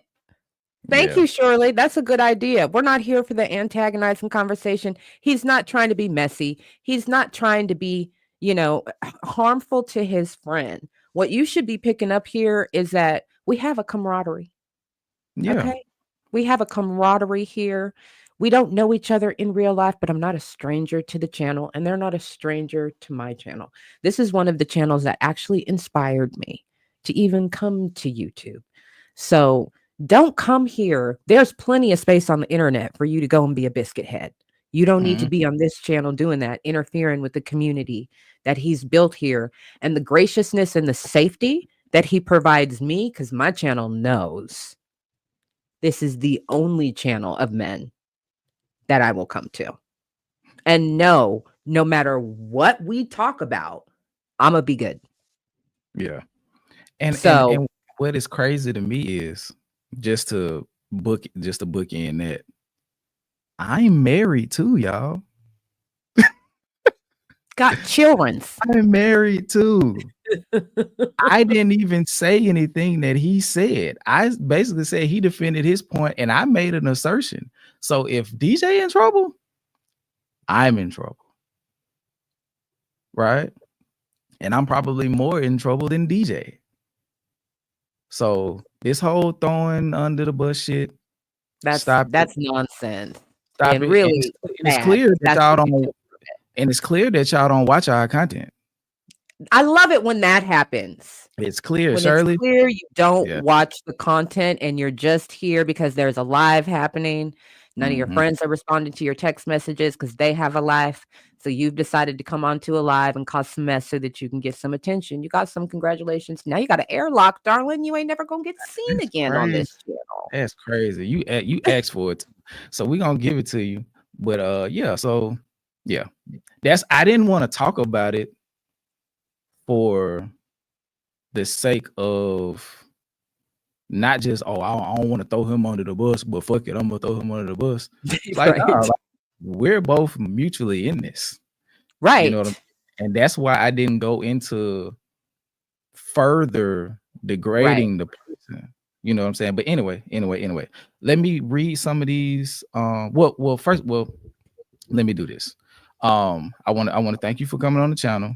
You're very welcome, darling. Taking some time that you could have been doing anything else. Childish work is boring. Democracy's still burning tomorrow. It's okay. I'm doing my best, y'all. I'm doing my best. but even still, I want to thank you for coming on the channel because it was spur of the moment, unplanned. But you gave us a couple hours of your time, so I definitely want to thank you for that. I appreciate it. It was a good time. On the 23rd, you got a cha-ching. So so I will let you know that. But in reference to more formal conversation where because I know you're doing the thing with the culture. But I think I have a name for something. I think I want to call it the family function. Shout out to my homeboy Yeah. Ozu, one of the wrench holders. I Mhm. want to do another big meetup. Yeah. I want to do another big meetup. I Mhm. know I'm gonna have to reach out to Reed. I haven't spoken to him personally yet, but I do want to I want to bring him. I don't know. I want to talk to Kiki. I just don't know in what form. Because I don't know if I just want to ask her a bunch of crazy questions and see if I can break her character. I think you and Kiki would be really great Mhm. one-on-one, or you DJ and Kiki would be Mhm. really good one-on-one. I just feel like that would be a super, super entertaining conversation. I think Kiki would be good with a mix of people, but I just want more Kiki. So if there's Yeah, less people, then there's more yeah. Kiki. I think I just want alley Yeah. oops for her one-liners for like an hour. Like I remember I was watching one of her videos and I just had to share. I was just like, she is special, but she's Yes. like I special in the way that she has this ability to be extremely sick. Because I think I see, and not to be arrogant, I think I see me in her a little bit. Mhm. Like, but of course she'd be the female counterpart. Like that ability to be extremely serious, but say some funny shit and So not let break me just her. say this. I know you're trying to push me off. I know you're trying to push me off. When Kiki was on my live, I asked a question because I was like, this just feels like a question I could ask Kiki, and it's appropriate. And it sounds morbid, but I asked Kiki, how do you think at the end of the day, Kanye West is going to die? And we had that conversation. And Kiki said, no, I think maybe he will get hit by a car or something. And then she had a reaction to her own comment. She was Mhm. like, "Oh, that was good." And I busted out laughing. And I got so many people who were like, Kiki was dead faced the whole time I was cracking up. I was like, she's serious. Let me pull it together. But I got so many comments from people who were like, you're laughing at the idea of Kanye dying. No, motherfucker, did you hear what she just said? That was hilarious. Yeah, she's mastered that shit. Cause she was saying something. I think it was on y'all. Yeah, it was on y'all. It was on y'all live, and she was like, "Yeah, tell him to kick rocks or smoke them," and did not break character. I was No, watching not one. dishes, screaming, laughing. Like Yes. she is fucking hilarious, but Yes. she she's very informed. Her takes are very Encyclopedia nuanced. knowledge. And Yes. she's so informed that she can be unorthodox. That's the part that I Yes. think I like the most. And I think that's why you guys would have such a good conversation, because you both have a wealth of knowledge and a Yeah. true appreciation for hip hop, period. Like I think Kiki is doing hip hop a true service by listening to some of the ones that aren't so good Yeah. and having us go outside of our, what Yeah. we would normally listen to, or what we would normally consider like, oh, this is dope. Like Yeah. accept it for what it is and judge it on what it is and not what everybody else is doing, or what you typically listen to. And y'all Mhm. bring those vibes as well. When you decide you're going to listen to something, you commit to listening to it, not like, I'm gonna listen to this for the purpose of ripping it apart. No, Mhm. I haven't heard it. I'm gonna run it from the top and I'm gonna be honest about what it is, but I'm gonna give it a listen. That's hugely Mhm. important. So I think Yeah. you guys would vibe, and I think that the chat would love it. I know I'll watch. Won't y'all be watching? And she's from the military. She's in the military. Well, she was in the I was military in too. the So like military. that's Mhm. another connection that we have. But yeah, Oh, you were man, in the military? yeah, I did. I was in the Air Force. Well, I was in the reserve. I did 6 years and Okay. from 11 to 17. So when I heard it, I was like, yeah, yeah, Yeah. we Yeah. gotta We got. because I think I can see, and I think that's where a lot of that dry humor comes from. Like, Mhm. because you 9 times out of 10 you be in there with a bunch of with a Oh, bunch of yes. white people. My brother served, so I know. And they have mastered the art of dry humor and like dark Yes. humor and shit like that. So you pick it up even if you don't necessarily participate in it. And I was watching one of her videos and I think she edited out her laugh. I was like, see, I see what's going on here. Like you understand the bit, but you She commit knows to she's the funny. bit. Yeah, Yes. she's funny as shit. She knows she's funny, and she knows she's smart, and that's great. I- So again, I- I'm gonna go so you can read your super chats. Thank you Okay. again for having me. Email me about whatever the things are that you are working on. I'm happy to video up and have a chat, privately about what you're working on and do whatever I can to help you. Thank you so much. Because And I'm we'll go gonna from need. there. Okay, All right, chat. Y'all have a good night. See you soon. Take care. Peace. Thank you. Take care. Okay, y'all. We're about to close this motherfucker up. But before I do, we got a lot of super chats during the point in time where we were having a lot of conversation, and I didn't want to stop Absol because she was absolutely cooking. Absolutely cooking. Okay. I'm gonna go get my belt. Hold on, I'll be right back.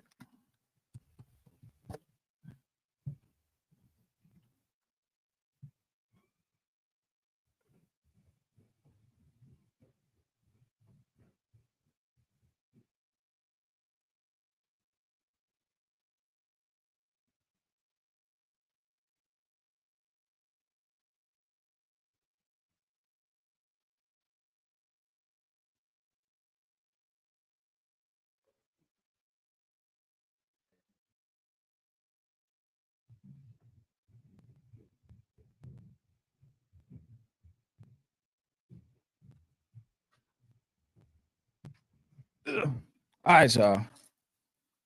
Hold on, let me turn. All right. Hold on, put it over here. Yep. Shout out to Miss Mia, man. We were talking about something, and I think she was taking her son to one of the big wrestling events, and I mentioned it, and how I wanted to go when I was younger. And Miss Mia took it upon herself to get me a belt, right? And thank you to not cry. I wanted to say thank you. It took me back to a point where I was able to remember what those times felt like. That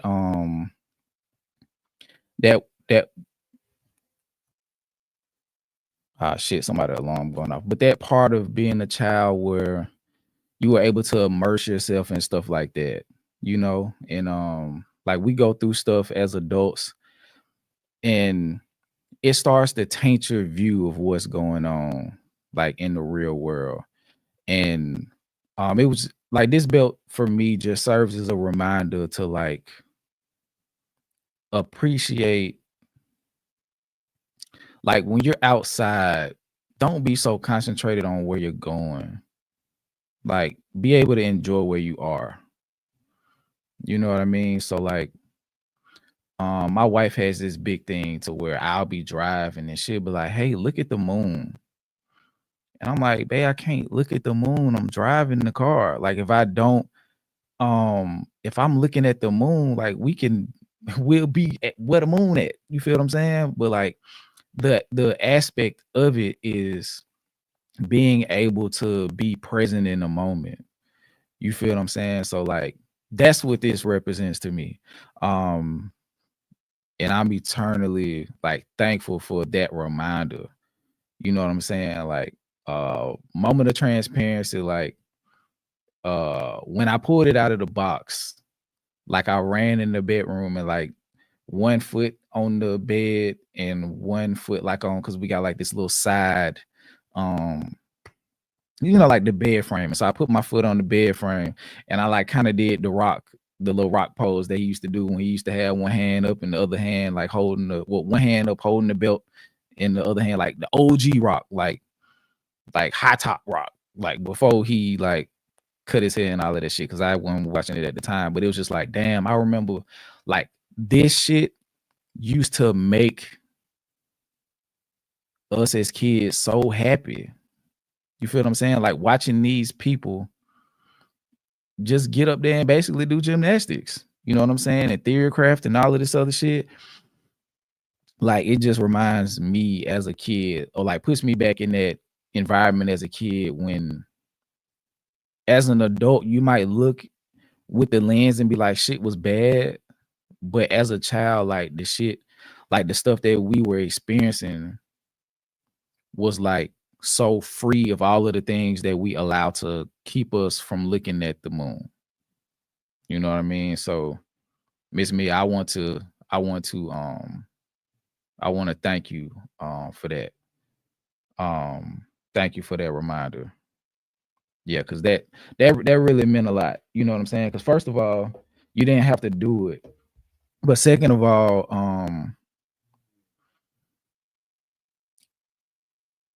it's what it symbolizes in like in this environment, like in the world we live in, like it can be so hard for people to do things for other people that they wouldn't have a benefit in.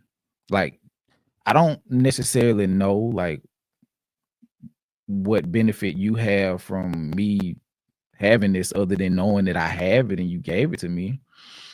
But I know I can lean on the fact that you gave it to me because you wanted to. And that's like the part that like tripped me out the most.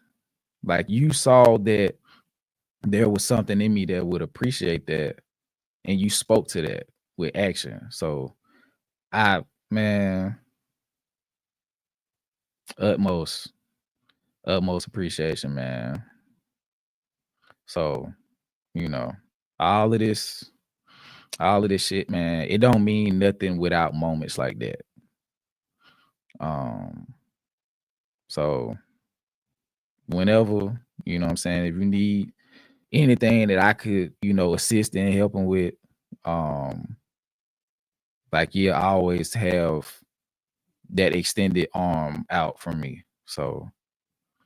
Um, so yeah, I greatly appreciate that. Uh I don't watch it now. I probably haven't watched wrestling in what, maybe 25, maybe 20 years.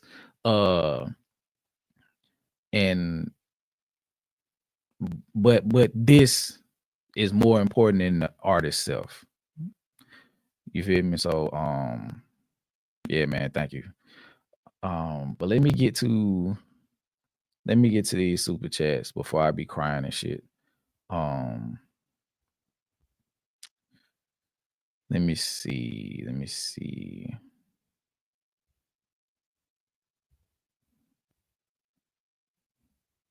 I'm sorry.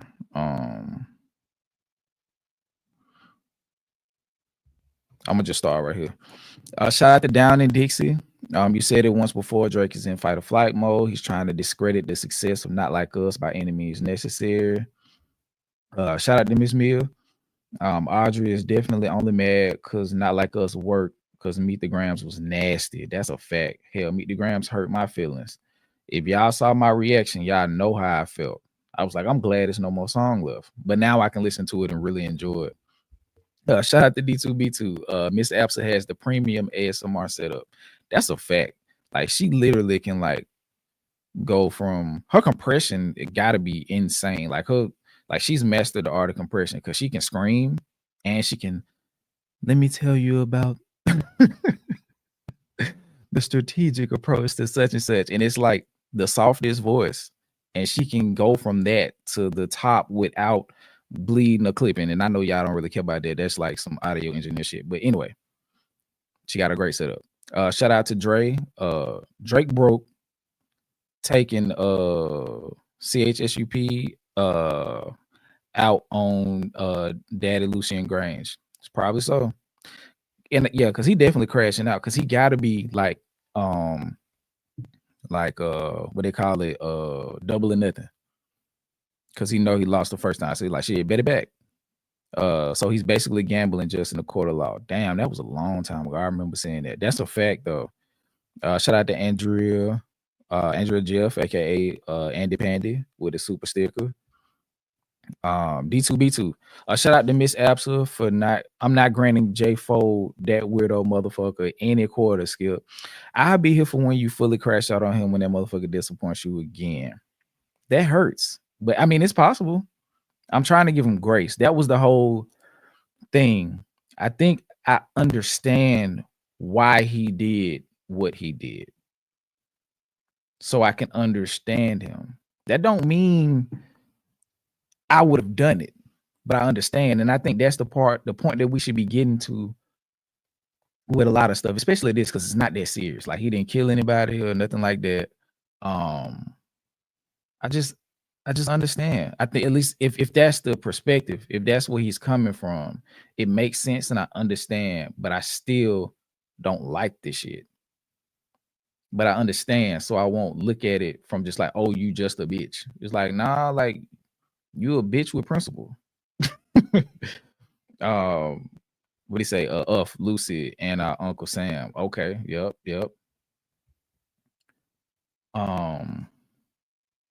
He collabed with Dr. Dre on Good Kid, Mad City, and nobody said anything. And that's a fact. They starting to now. Since the pop out, they've been on his case about the Dr. Dre collaboration. Shout out to K-Way with the super chat.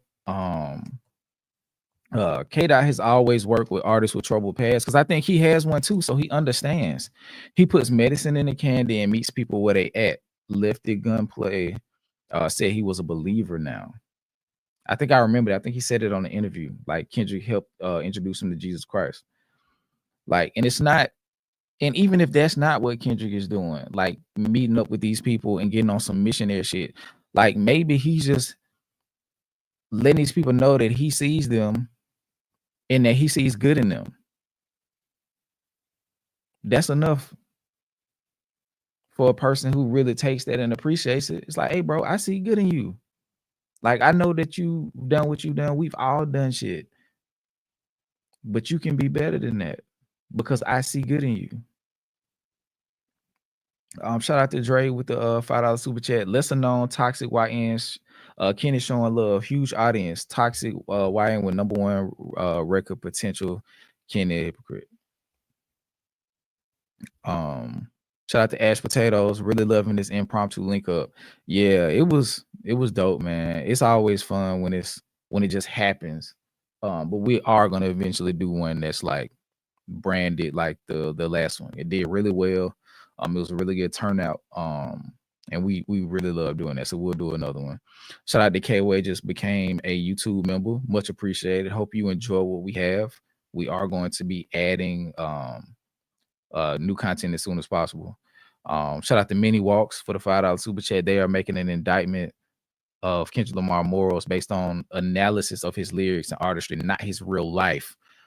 Facts, which we know nothing about. But the stuff we do know about Kendrick is he's not selfish with his money. He's offering a hand to help people from where he's from, and not judging them based on their past because he's hopeful for a better future, which is dope. That's, being that we don't know much about him, that's a lot for me. Like, he donating money to his school, he doing all of these things. Granted, I don't know what he does in between the time where he wake up and go to sleep day by day. That's not my business. That's not my job. But as far as what he puts in, as far as what we can see, that's some noble shit. But of course he gonna fuck up. We all do. Somebody just called me a fucking Benedict Arnold. Shout out to Miss Me again. Yikes, Skip. Now he thought that was one of the good ones. You and absolutely cooking tonight. That's a fact. Yeah, I think that's the part that's pissing a lot of them off. Like, he was the good. I think they thought he was the good black. They weren't listening to him. They weren't really listening to him. They weren't getting it. So when he do the all right song, they didn't listen to you. They didn't listen to you because ain't no way they listening to you with their full ears on and don't understand the complexity of Kendrick Lamar. There's no way possible. Shout out to Chilling with Moni, $200 super chat. She said, two of my favorite people loving this conversation. We got to get you on next time, cousin. Got to do the family function. We got an iconic stream tonight. Apps on the screen and Moni in the chat. We outside. That's a fact. I thought she was coming till I saw she was out. Habitual Line Step was a member with the $20 super chat. Black people have been handing cookout tickets for free, handing out cookout tickets for free, and that's why they are so comfortable on top of their sense of superiority. We need to tighten up. That's a fact. When we was around to watch the party that time and doing the beef in review videos, I was a big proponent of gatekeeping. We got to. The other genres do it, and those are genres we created. Like, why can't we in hip hop have gatekeeping? We way too inviting, bro. Shout out to Lily Eternal, and I really like that. I got you with the $5 super sticker. Much appreciated. Thank you. Shout out to D2B2. Cody, Friday's new name is Monday from now on, as far as I'm concerned. And bottom 5 Troy. Oh my God. That bitch ass name. That's on my soul. Ooh wee. Hold on. D2B2 again. He going on a run right here. Shout out to DJ going beast mode. I knew for a fact that he be cracking motherfuckers. You can check the last live I was in. It's documented. Yeah, man. I told him before when he sent me the jersey before the game, I said he gotta go out there and go crazy. D2B2, Skip, I want you to say the name, but with this said, I'm in agreement with DJ. Yeah. I'm glad we didn't take it that far. And let me see, D2B2. All right, let me retract. I've been drinking. I misheard what Skip said. Blank's back is the equivalent of a CVS receipt. Apologies in the chat for my crashness. I'm still trying to work on myself. We all are, and I think when people understand that, they give people more grace. In the last super chat, shout out to Miss Mia from D2B2. Thank y'all for tuning in and sticking with us, man, for this 4-hour live stream. On the way out, gotta give props to Cardi. I haven't heard the album in full. I think I heard like 2 songs. I heard Backdoor and Good Credit, and I heard like Pieces of Mojo Jojo. But yeah, shout out to him for number 1. And we'll see how it goes. I think Kendrick was at number 3 or number 4 because Drake was right behind him. So I think he was 3 and Drake was 4. The legal system, hopefully it prevails and all of the evidence is presented and they do the right thing with those people. Rest in peace, Mo 3. Let me see if it's anything else I missed. I think that was everything. And I'll just put up I know y'all don't really care for J. Cole for real. So the last thing I was gonna talk about was the Dreamville Fest, but I don't think y'all care. So closer to it, we might see if we can live stream it or something, or just do a discussion on it. But yeah, man, I greatly appreciate y'all for tuning in. The hiatus did not last as long as I thought it would. But if it did feel, it was still felt like 2 weeks. So I think I'm good. And with the pivot with doing the more deep dive centric videos, especially in this like holding period where me and DJ won't be able to get a hold of each other as much, I think that'll be good. I really feel inspired with the perspective of the deep dives. So I hope y'all like them. I hope y'all engage them. I hope y'all share them, and I hope they do. And I hope they do as great as I put into them. You know what I mean? So, until next time, man, we'll be back with another live next Saturday. I may have a guest, I may not. I'm not sure. I might be reaching out to some people this week to see. But yeah, the goal is tomorrow to do a short video on Kanye and put that out sometime next week. because I want to experiment with the days and see which days the algorithm shows us the most love as far as pushing us out. But thank y'all for tuning into another Deciphered Weekly wrap up. I am Skip. Thanks again for Absa for coming in, and thank you for all of y'all for watching the stream. And until next time, we out of here. Peace.